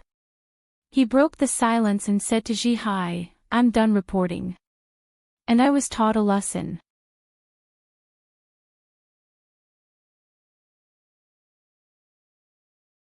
Chapter 700. Friday night, on the streets of Zhaofeng. Lu Qing controlled his facial muscles to change slightly as he walked among the bustling passers-by. It was as though he was a different person, and no one could see through his disguise. This was a real disguise technique completed by the realm of all-seeing God. Although he couldn't transform into someone else due to the bone structure, he could clearly distinguish himself. This isn't a provincial capital or a big city, but it's pretty lively here. Lu Qing muttered to himself. He looked around, occasionally taking out his phone to take pictures and share them with his wife, who had just arrived at the classroom. In order to prepare for the upcoming battle, the Longhu Club had arrived in Zhaofeng City 2 days earlier than usual. This gave them ample time to adjust their condition. After dinner, Lu Qing pondered over the corresponding video and decided to relax. He decided to take a stroll and become an incompetent traveler. Sigh, after all, I'm not a martial arts fanatic like Guojia. I still need to relax. He silently mocked himself. To his surprise, he found martial arts centers everywhere on the streets of Zhaofeng. There were even small advertisements on the telephone poles that read, if you want to learn martial arts, go to a certain school. They were on par with the old Chinese doctor's treatment of psoriasis and body odor. Lu Qing was stunned for a few seconds. He recalled watching an interview program where Zhaofeng was jokingly referred to as the city of martial arts centers. Daxing Temple's reputation spread far and wide. There were many who wanted to learn martial arts from them, but only a small portion of them were chosen. The rest went to Shangqing Sect, Shushan Study, Longhu Club, and other martial arts centers to try their luck. Some stayed in the area to see if there were any other avenues. There were also many disciples who left Daxing Temple every year. They either returned to their hometowns, went to the big cities, or found business opportunities and stayed in Zhaofeng. They opened martial arts schools and centers, attracting large numbers of students in the name of orthodox disciples. As the scale of the martial arts school grew, the number of imitators increased as well. In order to compete with the state-led martial arts school system, the Daxing Temple tacitly approved of this practice. If there were any well-prepared talents in Zhaofeng's martial arts school, then based on the relationship between the lay disciples and the school, they would undoubtedly recommend them to the Daxing Temple. Even if they didn't like each other in the end, it was inevitable that there would be some lingering feelings between the two sides. In Jianghu, one more favor meant one more guarantee. After years of development, the number of martial arts schools and dojos in Zhaofeng City was astounding. Many students from other cities, as well as their study companions, had spurred the local real estate market, rental market, retail and wholesale, vegetable farming, livestock breeding, security personnel training, film and television companies, and other industries. They had contributed a lot to the city's GDP and tax revenue. Initially, Zhaofeng City's government was against such a change. They felt that it was against the country's policy, but they slowly turned a blind eye to it. They were even happy to see it happen. There were quite a few dojos in Huahai, Huaqing, Gaofen, and Moshang, but they were still considered small businesses. In Zhaofeng, however, it was a mainstay industry. Interesting. Different cities have different characteristics. Lu Qing glanced around and saw signs such as Daebi Martial Arts School, Daesai Martial Arts School, Dague Martial Arts School, Dague Martial Arts School, Dague Martial Arts School, Dague Martial Arts School, and Lower House of Daxing Temple. He found that their business was pretty good. They trained students during the day and worked out at night. Crack. Crack. Crack. He took a few photos and was about to send them to Yan Zhike when he saw a few city management officers approaching. They stretched out their hands and said sternly, "Delete the photos from just now." What's going on? Lu Qing was confused. His eyes were blank. He lowered his head and browsed through the photos. In the corner of one of the photos, he saw a city management officer punishing a street vendor. This is sputtering damage. They're afraid I'll post on Weibo and make a big news story. Lu Qing laughed. Why am I so confused with old ladies with red armbands and city management officers? They don't want to delete my photos, they want to find me. The corner of his mouth twitched. Before the city management officer could say anything, he backed up and disappeared into the sea of people. The city management officers were stunned at first, but they quickly chased after him. Back in the day, I was called flying on grass in the martial arts center, said one of them excitedly. After a few steps, he suddenly stopped. He had completely lost track of Lu Qing in the sea of people. Forget it, we didn't do anything. His companion waved his hand and turned back. That guy must be an outstanding disciple from some martial arts center. That movement technique, TSK, I almost thought he disappeared into thin air. In Zhaofeng, the people selling barbecued skewers on the streets were all martial artists. They might even know things like iron sand palm or iron head. They were already used to it. At the intersection in the distance, Lu Qing sensed that they didn't chase after him. He couldn't help but smile. He thought to himself, luckily I ran faster than the Western reporters. He wasn't affected by the previous situation. If he took it seriously, he would have lost. I was almost fine again. Lu Qing sent a message to Yan Zhike, exaggerating. Why did I say, again? Yan Zhike had just finished her class. She asked him with an emoji, what bad things did you do again? Did you break someone's floor tile? Did you break a pitiful tree? Did you break a bicycle's chain? Why do you make it sound like I'm a destructive maniac? All I did was take a few photos. Look. Lu Qing explained what had just happened and laughed with Ku for a while. When Yan Zhike returned to her studies, he continued to walk aimlessly. Suddenly, he saw a noodle shop that was very crowded. There were so many customers that they almost blocked the walkway. There were even people holding bowls and squatting by the roadside to eat. There were quite a few of them. Looks delicious. Lu Qing walked over excitedly. He checked the reviews on the website and found that this shop was indeed famous. Those who had eaten there couldn't stop praising it. Just as he was about to squeeze in to order, he suddenly saw a customer squatting by the roadside. He looked familiar. When he looked over, he was shocked. F***CK, this isn't Coach Lu.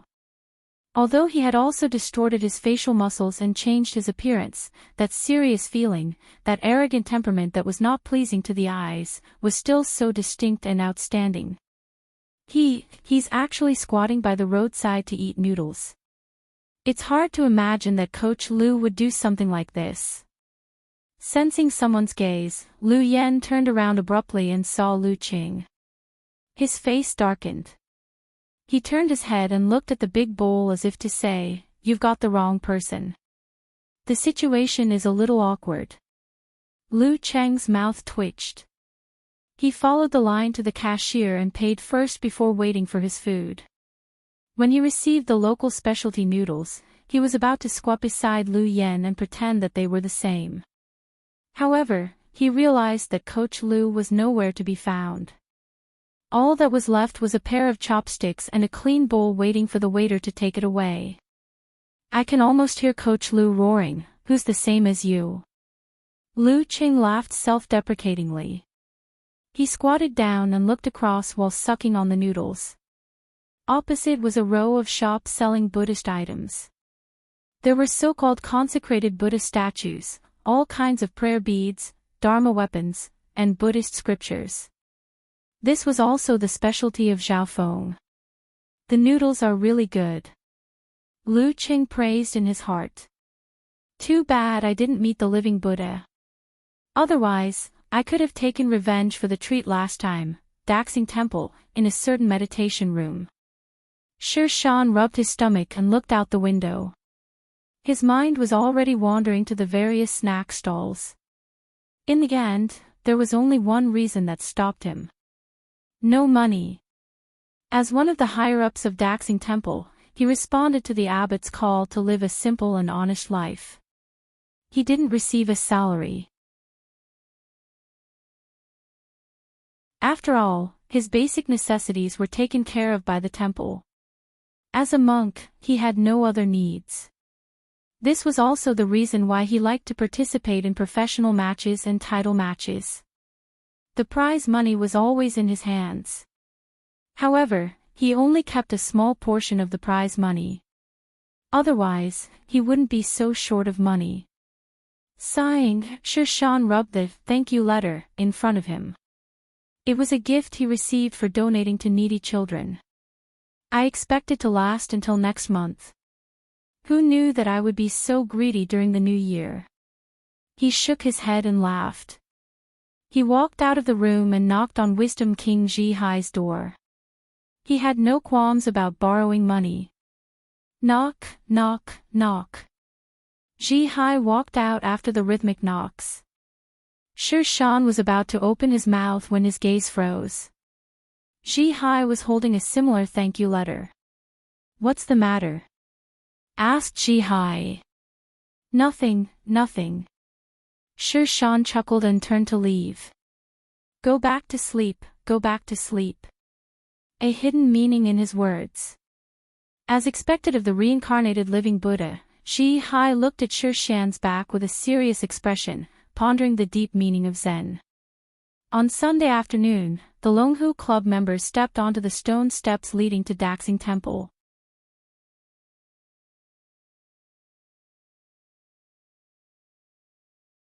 Chapter 701. Daxing Temple's arena was a green stone square that was more than 300 meters in length and width. Around the square were 4 ancient pagodas.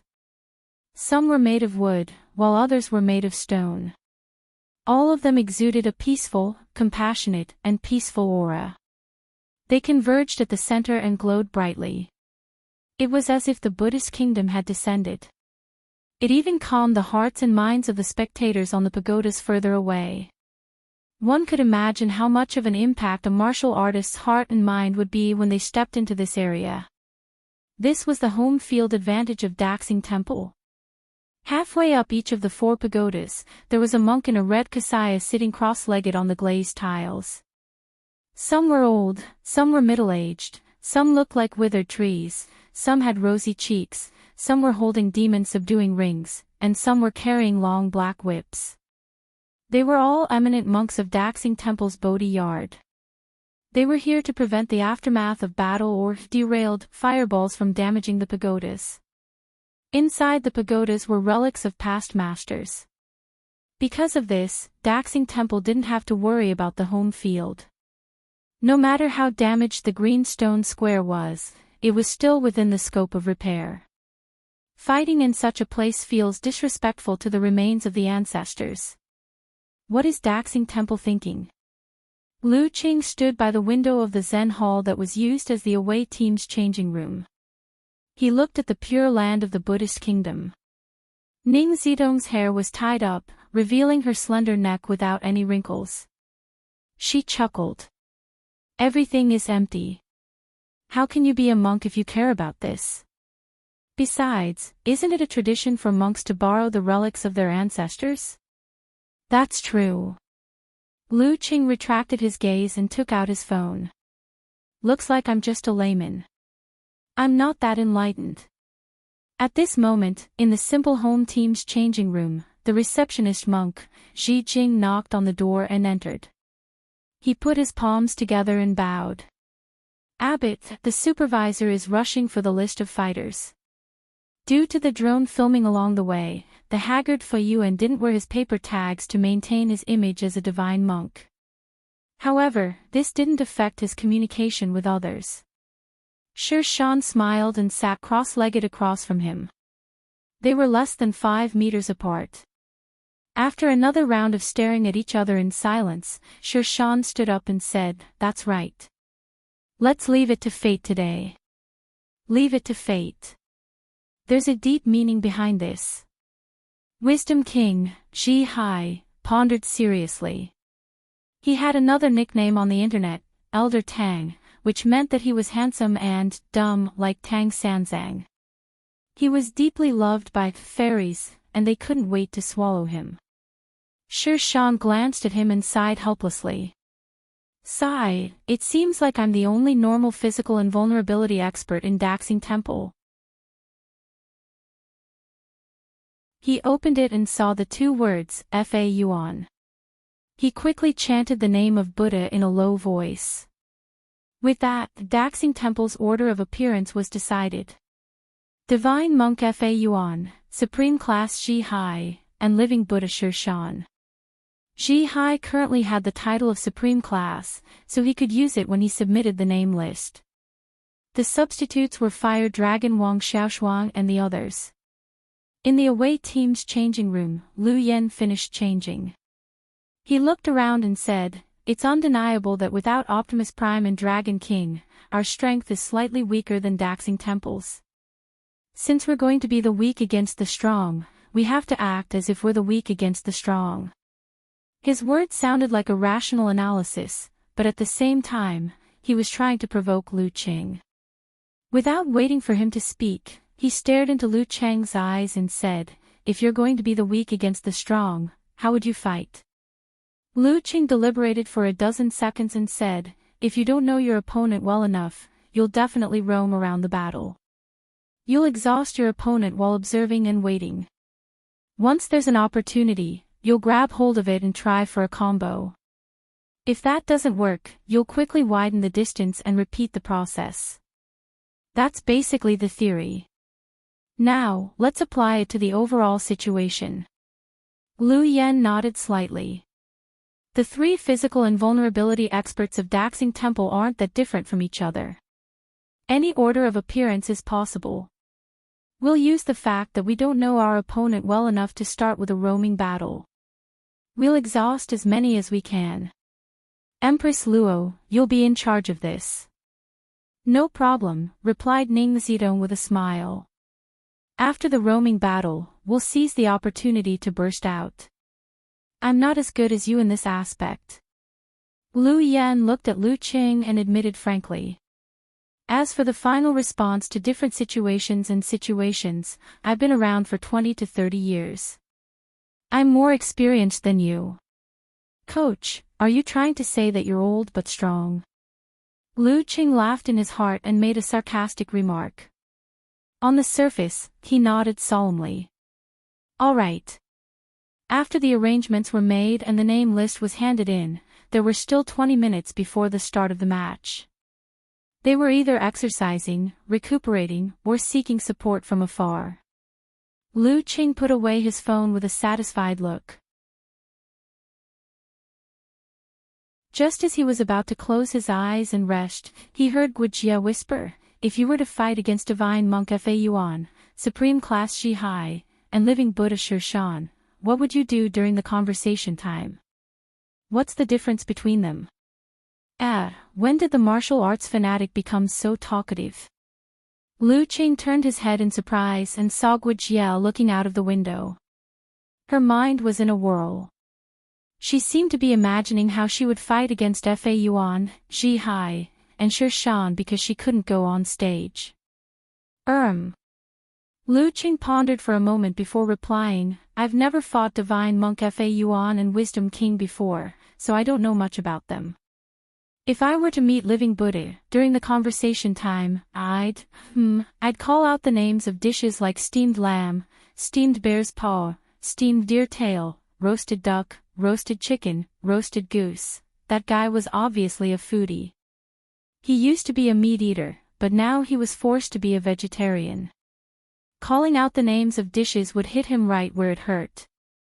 Just as Lu Qing was feeling smug about his flash of inspiration, Gu Jia turned to him and asked curiously, "Did you learn crosstalk in the past?" Why else would he call out the names of dishes so smoothly? Lu Qing was dumbfounded. After a long while, he replied, "I've always liked to listen to crosstalk." In the middle of the night in Connecticut, Yenjika saw that the time for the match was almost up and the seconds kept ticking. She turned on her computer and searched for the information. Report to calm down. In a dormitory of Songqing University. He pushed open the door and saw Yan Shaoling applying facial cream. Box, come and comfort me. I told them before that I've been using my facial cream super fast lately because I'm too hardworking. They laughed at me for having a big face, sob. Yan Shaoling deliberately exaggerated with her childish voice. He glanced at her and said, "It's not a big face, it's a fat face. You've put on a lot of weight recently. Bro, that hurts." Yan Shaoling was dumbfounded. That's not the point. The point is, why did you put on your facial cream at 2 or 3 in the afternoon? He was puzzled. Yan Shaoling deliberately sighed and said, "I was too nervous last night and couldn't sleep until 6 or 7 in the morning. I was forced to eat lunch by Jin at noon. My skin is not in good condition and I'm very sleepy. I thought I'd put on a facial mask, put on some cream, eat something, and then sleep directly until tomorrow morning." "What are you nervous about?" He asked curiously. "Isn't it because Senior is finally facing the most outstanding martial artist of this generation, the Wisdom King, Zhihai?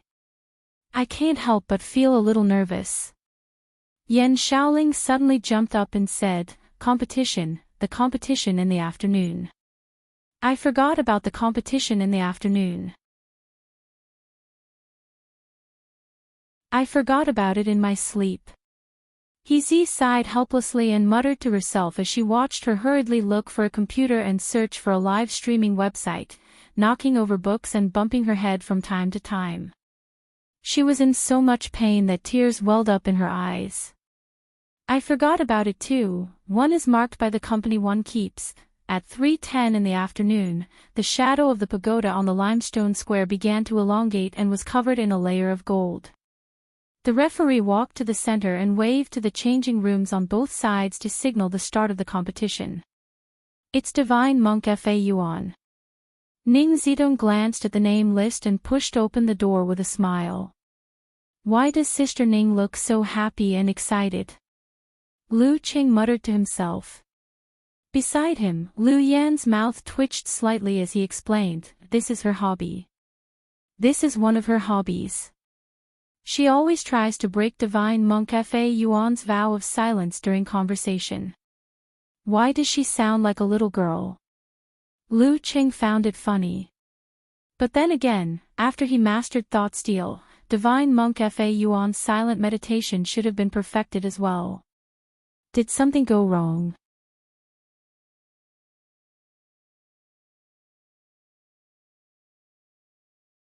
Chapter 702. Ning Zitong stood next to the referee.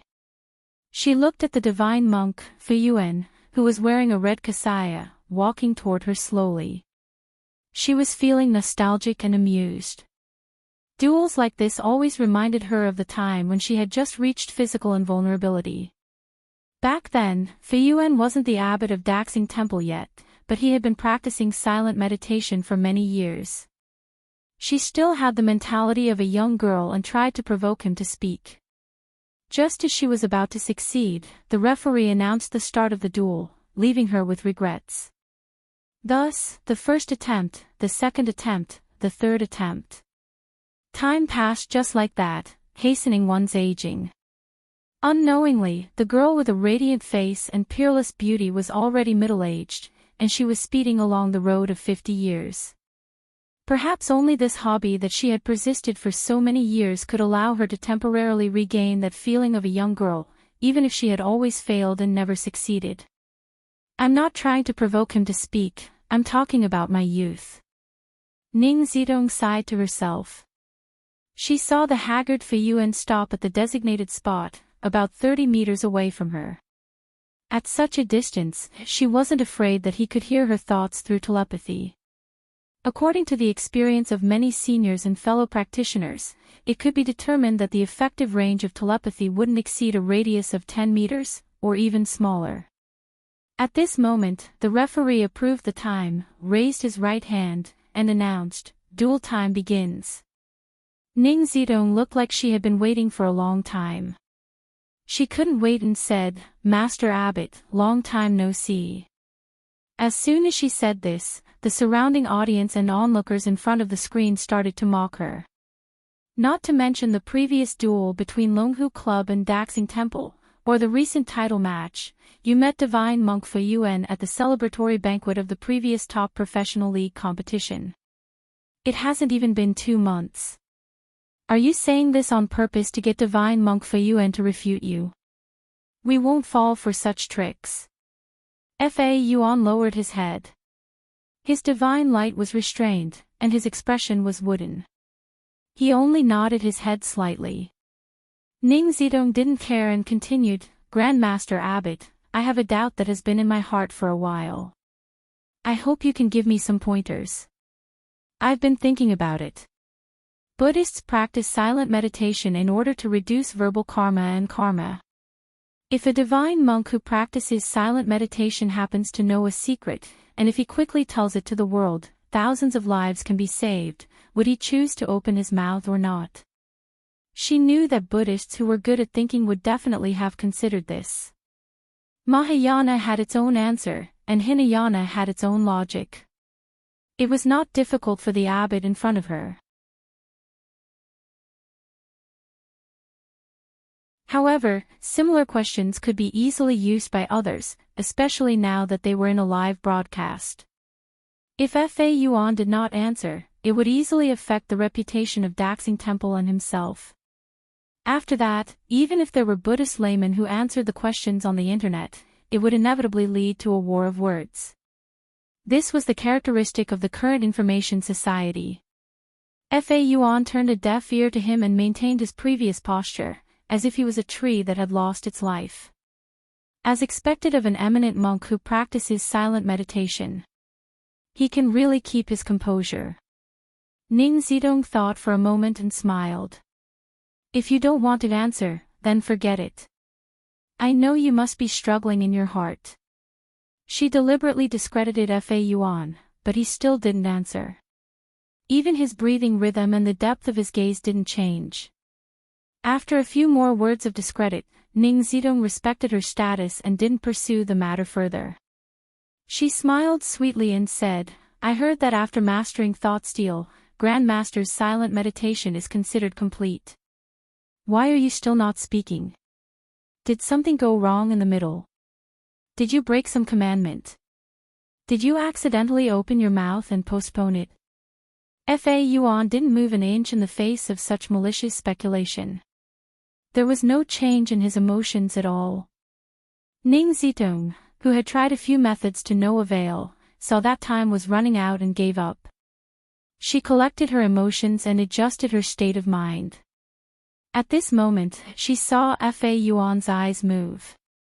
He was like a creature that had come to life after hibernation. Hibernation. Hibernation. Did he fall asleep just now? Ning Zidong suddenly had such a ridiculous idea. She was momentarily dumbfounded, not knowing whether to be angry or amused. The referee didn't give her any time to think. He raised his right arm and swung it down. Begin. Fei Yuan's sallow skin suddenly glowed with a golden light. He raised his right palm and pressed it into the air in front of him. Ning Zidong's upper body didn't move. She moved horizontally like a ghost. A deep and clear palm print appeared on the bluestone ground behind her. There were no cracks around it, as if a metal object had been dug out by a sharp weapon. Vajra realm, Vajra seal, power that separates mountains. This technique had spawned many secret techniques, but only a few could do it as easily as Fa Yuan. Ning Zidong took a step forward. Suddenly, a strong wind started blowing around her. The wind was dyed black and became darker. Whoosh, whoosh, whoosh, whoosh, whoosh. While circling around Fa Yuan, she suddenly spun her body and turned into a spiral drill. She attacked her opponent at high speed and threw out a series of faint black shadows that blended in with the wind. They fiercely pounced on Fa Yuan, covering her original form. At the same time, drops of rain condensed. They either fell or floated horizontally, enveloping Fa Yuan. The color of the rain was close to black, but it was a deep red that had settled for a long time. Dark sect, sanguinary rain. The wind could tear one's mind and body apart, while the rain hid poison. The illusions were both real and fake, and the punches and kicks were hidden within. To everyone's surprise, Ning Zidong took the initiative to attack at the beginning of the match instead of just wandering around. This was the true nature of the Ghost King. The world seemed to darken. Fa Yuan's eyes flashed, and a round light appeared behind his head. It was a bright, clear, and bright light that illuminated the surroundings. This round light seemed to hide the 5 Buddhas that symbolized the 5 great wisdom. As soon as they appeared, all the phantoms naturally disappeared without a trace. All the poisonous rain quickly disintegrated and lost its original color. The combination of Vajra sect's wisdom fished seal, Fa Yuan's Prajna Bodhisattva body, and thought steel. The high-speed rotating drill bit was revealed just as it was about to hit the other party. It was firmly hit by Fa Yuan's broad and long pale golden palm, and it did not deviate at all. Bam! Pale golden light scattered as Ning Zidong flew back. Before she landed, she changed direction in midair like a real ghost and dodged the follow-up attacks, increasing the distance between them. Lu Cheng was amazed by such a movement technique. Even though he had mesmerizing snow steps and wheels of wind and fire, he couldn't compare to flickering light passing shadow, which specialized in movement techniques. While Shunpa of Yanzhao's sect was fast, it was too direct and not flexible enough. Perhaps only the Wind sect, which also specialized in movement techniques, could achieve such a level. Chihuahua might be able to do something similar in the future. Lu Qing thought to himself. They were both beautiful, strong, and skilled in movement techniques. No wonder Sister Ning and Chihuahua's master had been at odds with each other for so many years. It was hard not to compare them. P.S. I was too busy thinking about the dialogue and didn't have time to think about the fight. Sorry for the lack of words.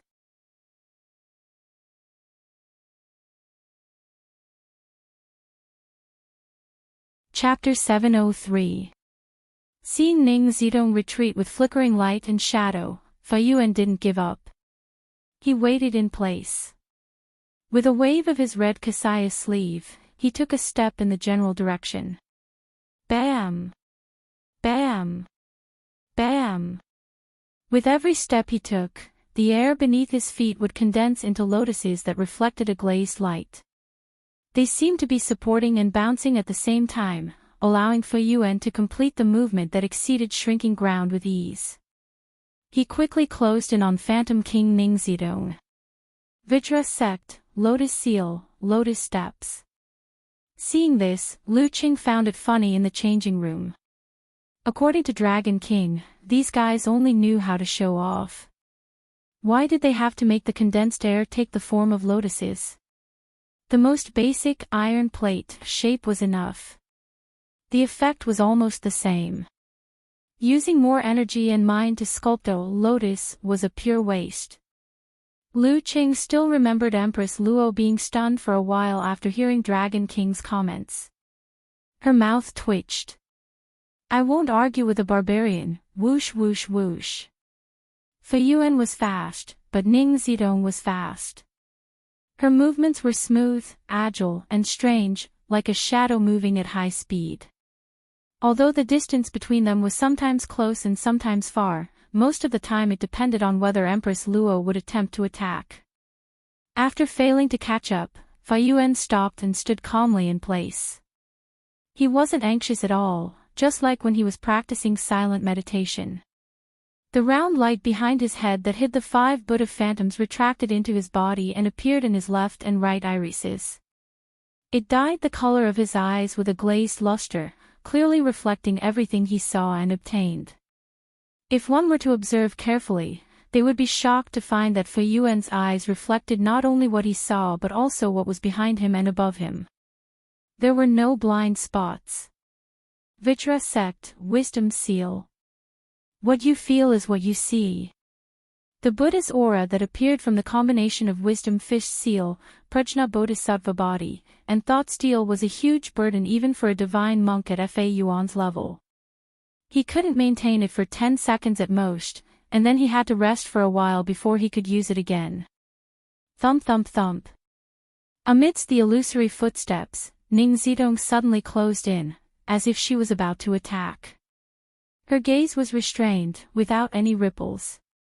She concentrated on suppressing the various thoughts in her mind so that her opponent wouldn't hear them. Just as Fei Yuan was about to unleash his Vajra palm, Ning Zidong suddenly pulled her body back and flashed out of his thought steel range. She was like a robot following a predetermined sequence. However, Fei Yuan's palms, which were suffused with a faint golden luster, instantly became gentle.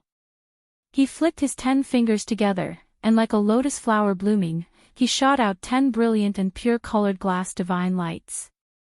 Whoosh! Whoosh! The 10 beams of light crisscrossed, but they did not directly shoot at Empress Luo. Instead, they sealed off the space she could dodge to her left, right, and up. Following which, Fei Yuan clasped his palms together, opened them, and pushed them forward. An endless amount of Buddha's light burst forth and surged towards Ning Zidong, as if trying to drown her. The great light scripture of Buddha, Buddha's light illumination. At this moment, Ning Zidong did not choose to dodge or defend against the 10 beams of light. Instead, she lowered her waist, got into a horse stance, and used force concentration. She threw her right fist forward to take on the Buddha's light head-on. Her fist was as white as jade, but the surroundings were dark and gloomy. The darkness thickened instantly, as if a monster lurking in the depths of the universe had opened its huge mouth to devour the light. Sizzle. The Buddha's light was not as strong as it appeared. It kept dispersing and disappearing into the darkness, retreating little by little. At this point, Lu Qing, who was not on the battlefield and could not sense the subtle danger, suddenly understood that Fei Yuan's Buddha's light illumination was a feint and a trap. The 10 beams of Buddha's light illumination were the real deal. Once Empress Luo dodged, it would be easy. If she dodged to the side and blocked at most 4 beams in one direction, she would be in danger and fall into a passive state, losing the advantage of her movement. This was different from the many variations of the Buddha's light illumination in the past. It was a technique that Fei Yuan had only recently perfected. Who knew that he would not be able to fool Ning Zidong? Not only that, but she had also taken advantage of the weakness of the Buddha's light to attack. Sizzle. The darkness expanded rapidly as the Buddha's light was extinguished one after another. Ning Zidong's figure kept dispersing, finally turning into an overwhelming number of shadows that attacked Fei Yuan. Like countless bats that had been awakened in a dark cave, it was hard to distinguish between reality and illusion. The 8th move of the dark sect, disintegration. Darkness reassembly. This was a powerful defensive move, but it could also be used for offense. Every shadow contained a portion of Empress Luo's power. It was half real and half fake. The dark sect techniques of the Longhu Club and the dark sect techniques of the Guanwai League came from the same source, the Dark Infinite Sutra. However, after generations of physical and vulnerability experts from both parties perfected and created new techniques, including the inheritance of this technique before it fell into the hands of the military, the styles, characteristics, details, and some of the moves were quite different. Furthermore, the former lacked the ninth move, dark devouring Sunday descent of eternal night. The distance between the two parties closed rapidly. Fa Yuan had no time to form the Buddha's light of wisdom. His skinny body suddenly bulged with muscles, the surface of which was flowing with a faint golden glow. His face was dark gold in color, solemn and dignified. The two circles of light in his eyes became clearer and clearer. At this moment, Fa Yuan used his fundamental move, Prajna Bodhisattva body, and used it to push the wisdom fist seal to its limits. Seeing this, Lu Qing felt like laughing. It wasn't that he thought there was something wrong with Fa Yuan's reaction. It was just that his current appearance reminded him of the muscular Tang Sanzang picture that had been popular on the internet for a while. Wukong, dodge. Let me do it. Silently, a layer of faint golden flames burned around Fa Yuan's body. It circled and breathed, sacred and dignified. The shadows of power that Ning Zitong had created were immediately ignited the moment they came into contact with the flames. They quickly disappeared without a trace. Womb Sept, Guardian Azure Fire. Sizzle. Bam! With a loud explosion, the figure of the Ghost King, Ning Zitong, slowly appeared. She floated in midair, her legs spinning wildly as she drilled towards Fa Yuan. However, she was hit squarely by Fa Yuan's Prajna punch and was stopped. At this moment, the remaining shadows retracted and gathered around Ning Zitong. She used the momentum to create something out of nothing. Straightening her back, she went from a half-lying position to a sitting position. Her palms moved in the darkness as she slapped at her opponent's temples. She also hit a downward momentum to prevent her opponent from retracting his neck and bending his knees. Everything before was just a setup. This was the killer move that she had been preparing for a long time. At this moment, Fa Yuan's body was surrounded by guardian azure flames as he blocked his opponent's legs with his fists. His momentum was already spent, and he didn't seem to have the time to defend or dodge this ordinary slap. At this critical juncture, the veins on his neck popped out and expanded like a balloon.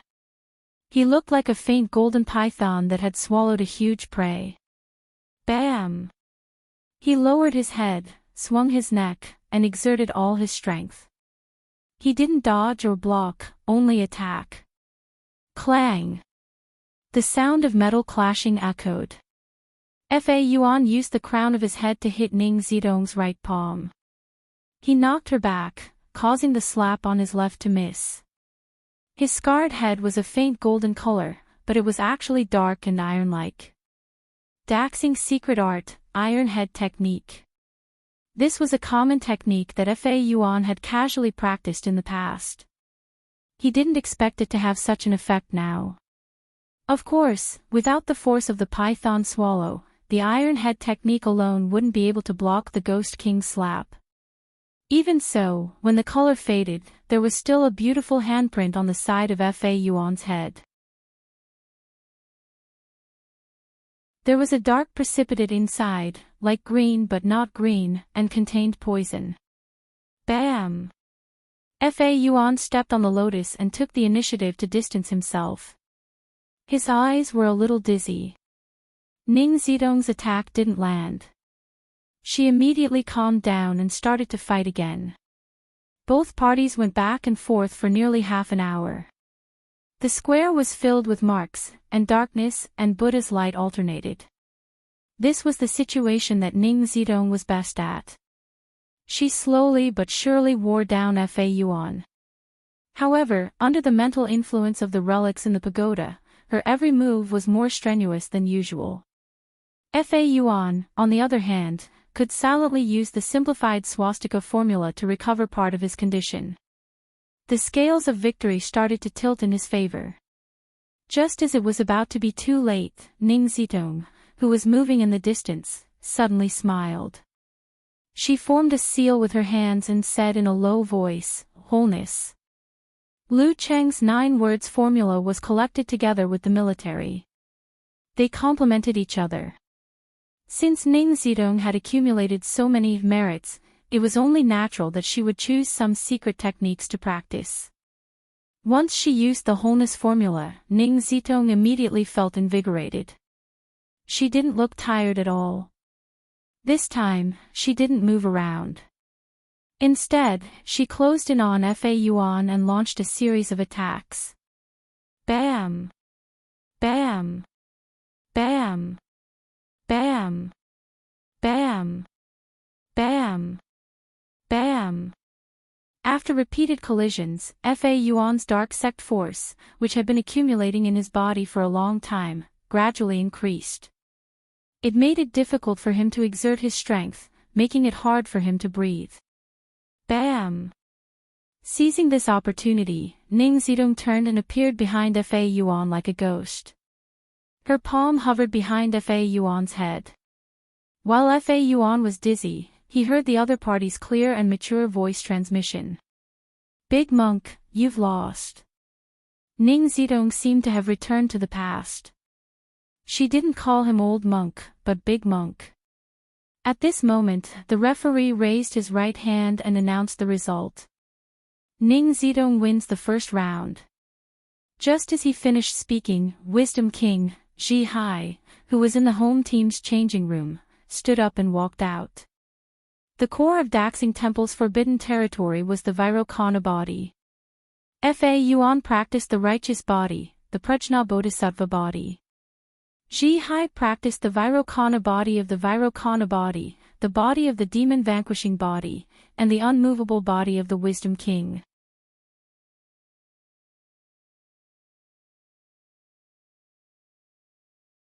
Chapter 704.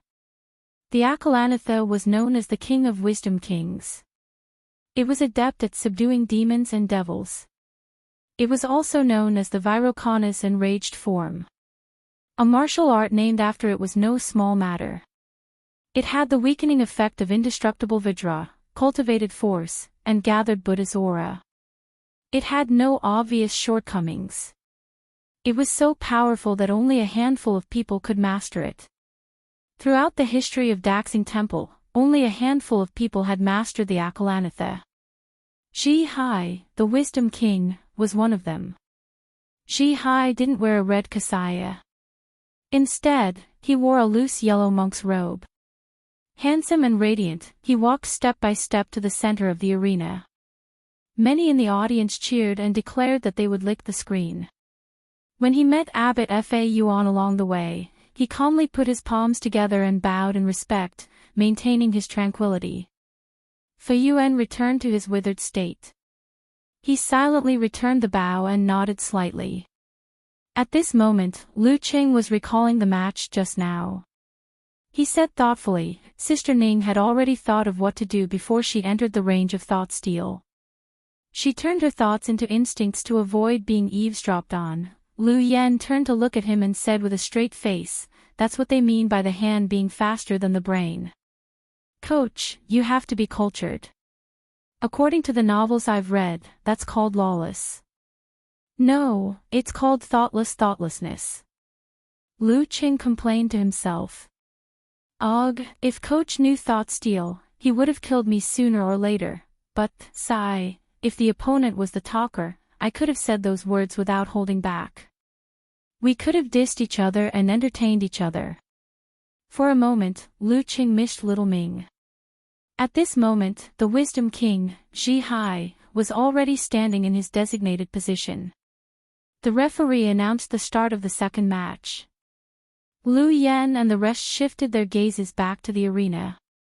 Although Ning Zidong had waited until the end of the match to use the wholeness formula, this secret technique stimulated the body and squeezed out her potential.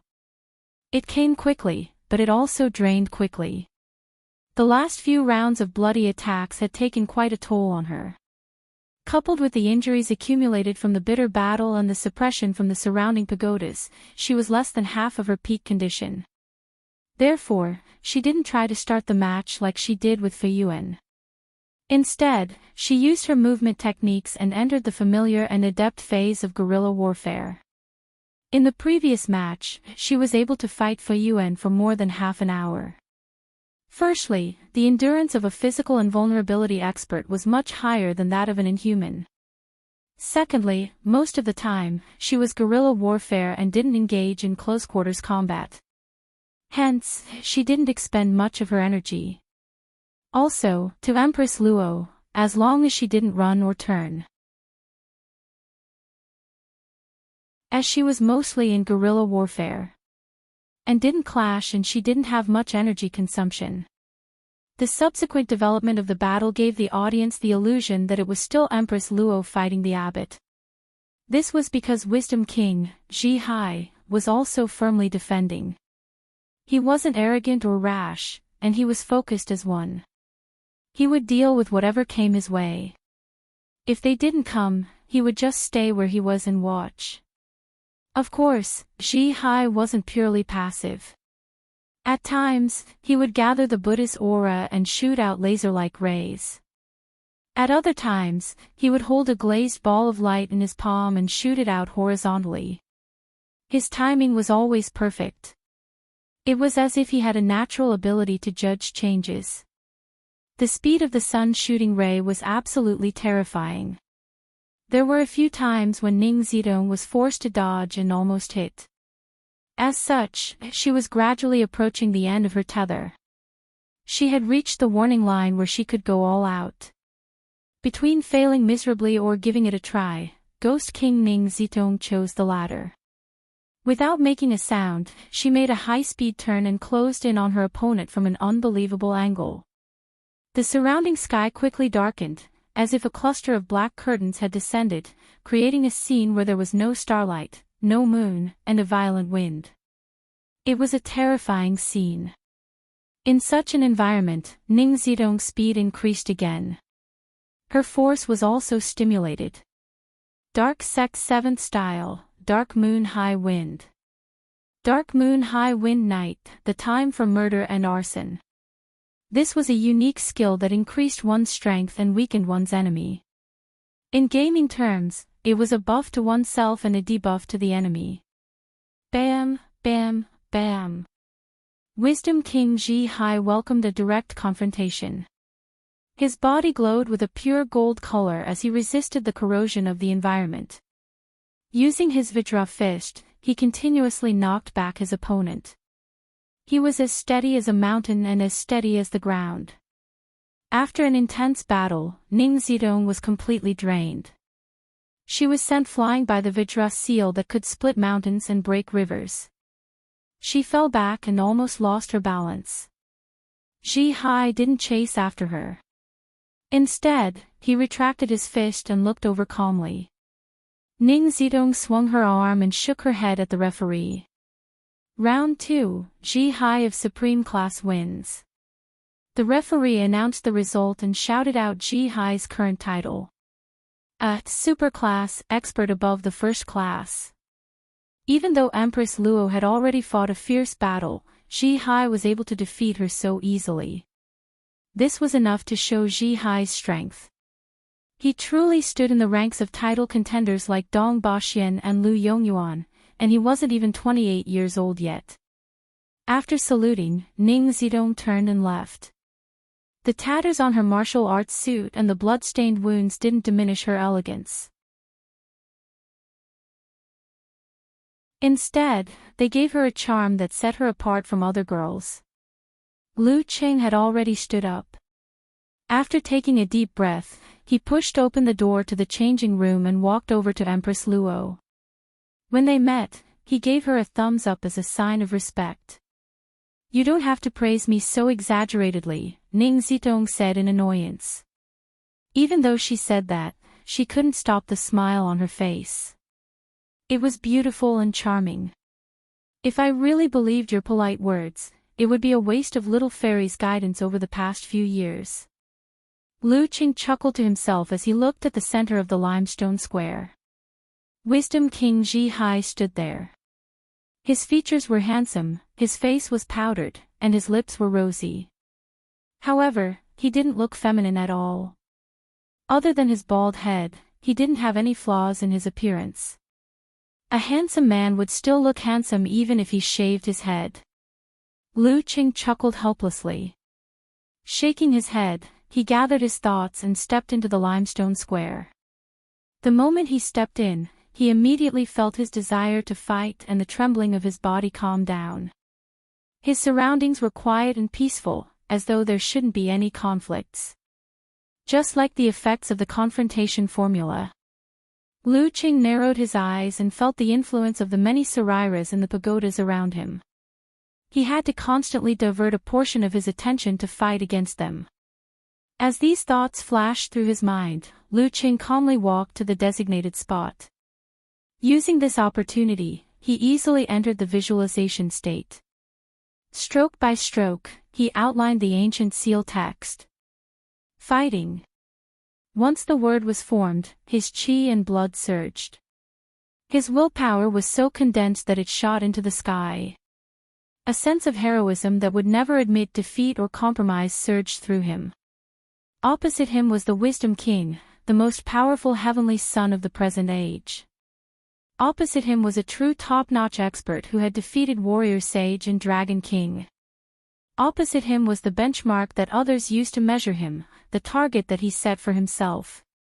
I've been looking forward to this battle for a long time. In the room of an unknown streamer. Kai Zhongming sighed emotionally. Finally, Lu Qing and Wisdom King have met. Even though Wisdom King has already fought for half a round, and both of them aren't at their peak, this match still has a strong symbolic meaning. As for the specific meaning, I won't say much about it. However, I need to remind everyone that you can't judge a hero based on a single victory or defeat.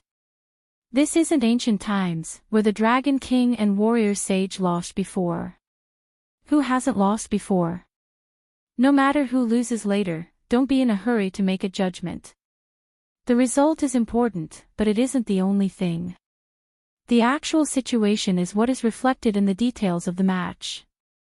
Just as he finished speaking, he saw some comments on the bullet screen. Why do I feel like you're defending Lu Qing and speaking up for him in advance? Yeah. Your teammates in Songqing University Martial Arts Club, roommates in the same dorm. Not objective enough. Kai Zhongming made an exaggerated expression and snorted. Do I look like that kind of person? Look at my looks, how righteous I am. My motto is I side with reason, not kinship. As he finished speaking, he lifted a piece of cardboard with the words Lu Qing written on it. Come, little sunflowers, lesson is starting. Everyone, repeat after me. Kai Zhongming pointed at the two words and said. Dao, Li, reason. The bullet screen went silent at first, then many comments flooded in. Lu Qing equals reason, I like how shameless you are. Not bad, your commentary style is very refreshing. Looking at these replies, the corners of Kai Zhongming's mouth curled up as he sighed inwardly. If Qing was here to cooperate, I would have a lot more to say. But now, I can't find a reason to. Looks like I have to work hard on my one-word skills. At 4:00 in the early spring, the sun was setting in the west and the light was starting to dim. Lu Qing had just adjusted his body and focused on Wisdom King, Shi Hai's figure when the referee raised his hand and shouted, "Begin." Bam! Light blue flames spewed out from Lu Qing's back and feet, launching him forward. His fist went straight for Shi Hai's face. He didn't make any turns and instead launched a frontal attack as he had been longing for. How can I not weigh him up first? Shi Hai didn't dodge. Instead, he took a deep breath and his muscles bulged, swelling his monk robe. His skin was dark green, but it wasn't evil or demonic. It was holy and majestic, a strange contrast to his handsome face. Unmovable body of the Wisdom King. In the live streaming website, bullet screen after bullet screen appeared excitedly. Elder Tang is here. The mighty Elder Tang who defeated Sun Wukong single-handedly. You're tuning into the Journey of the Soul YouTube channel. Don't forget to subscribe and join us on this journey to catch the most captivating stories.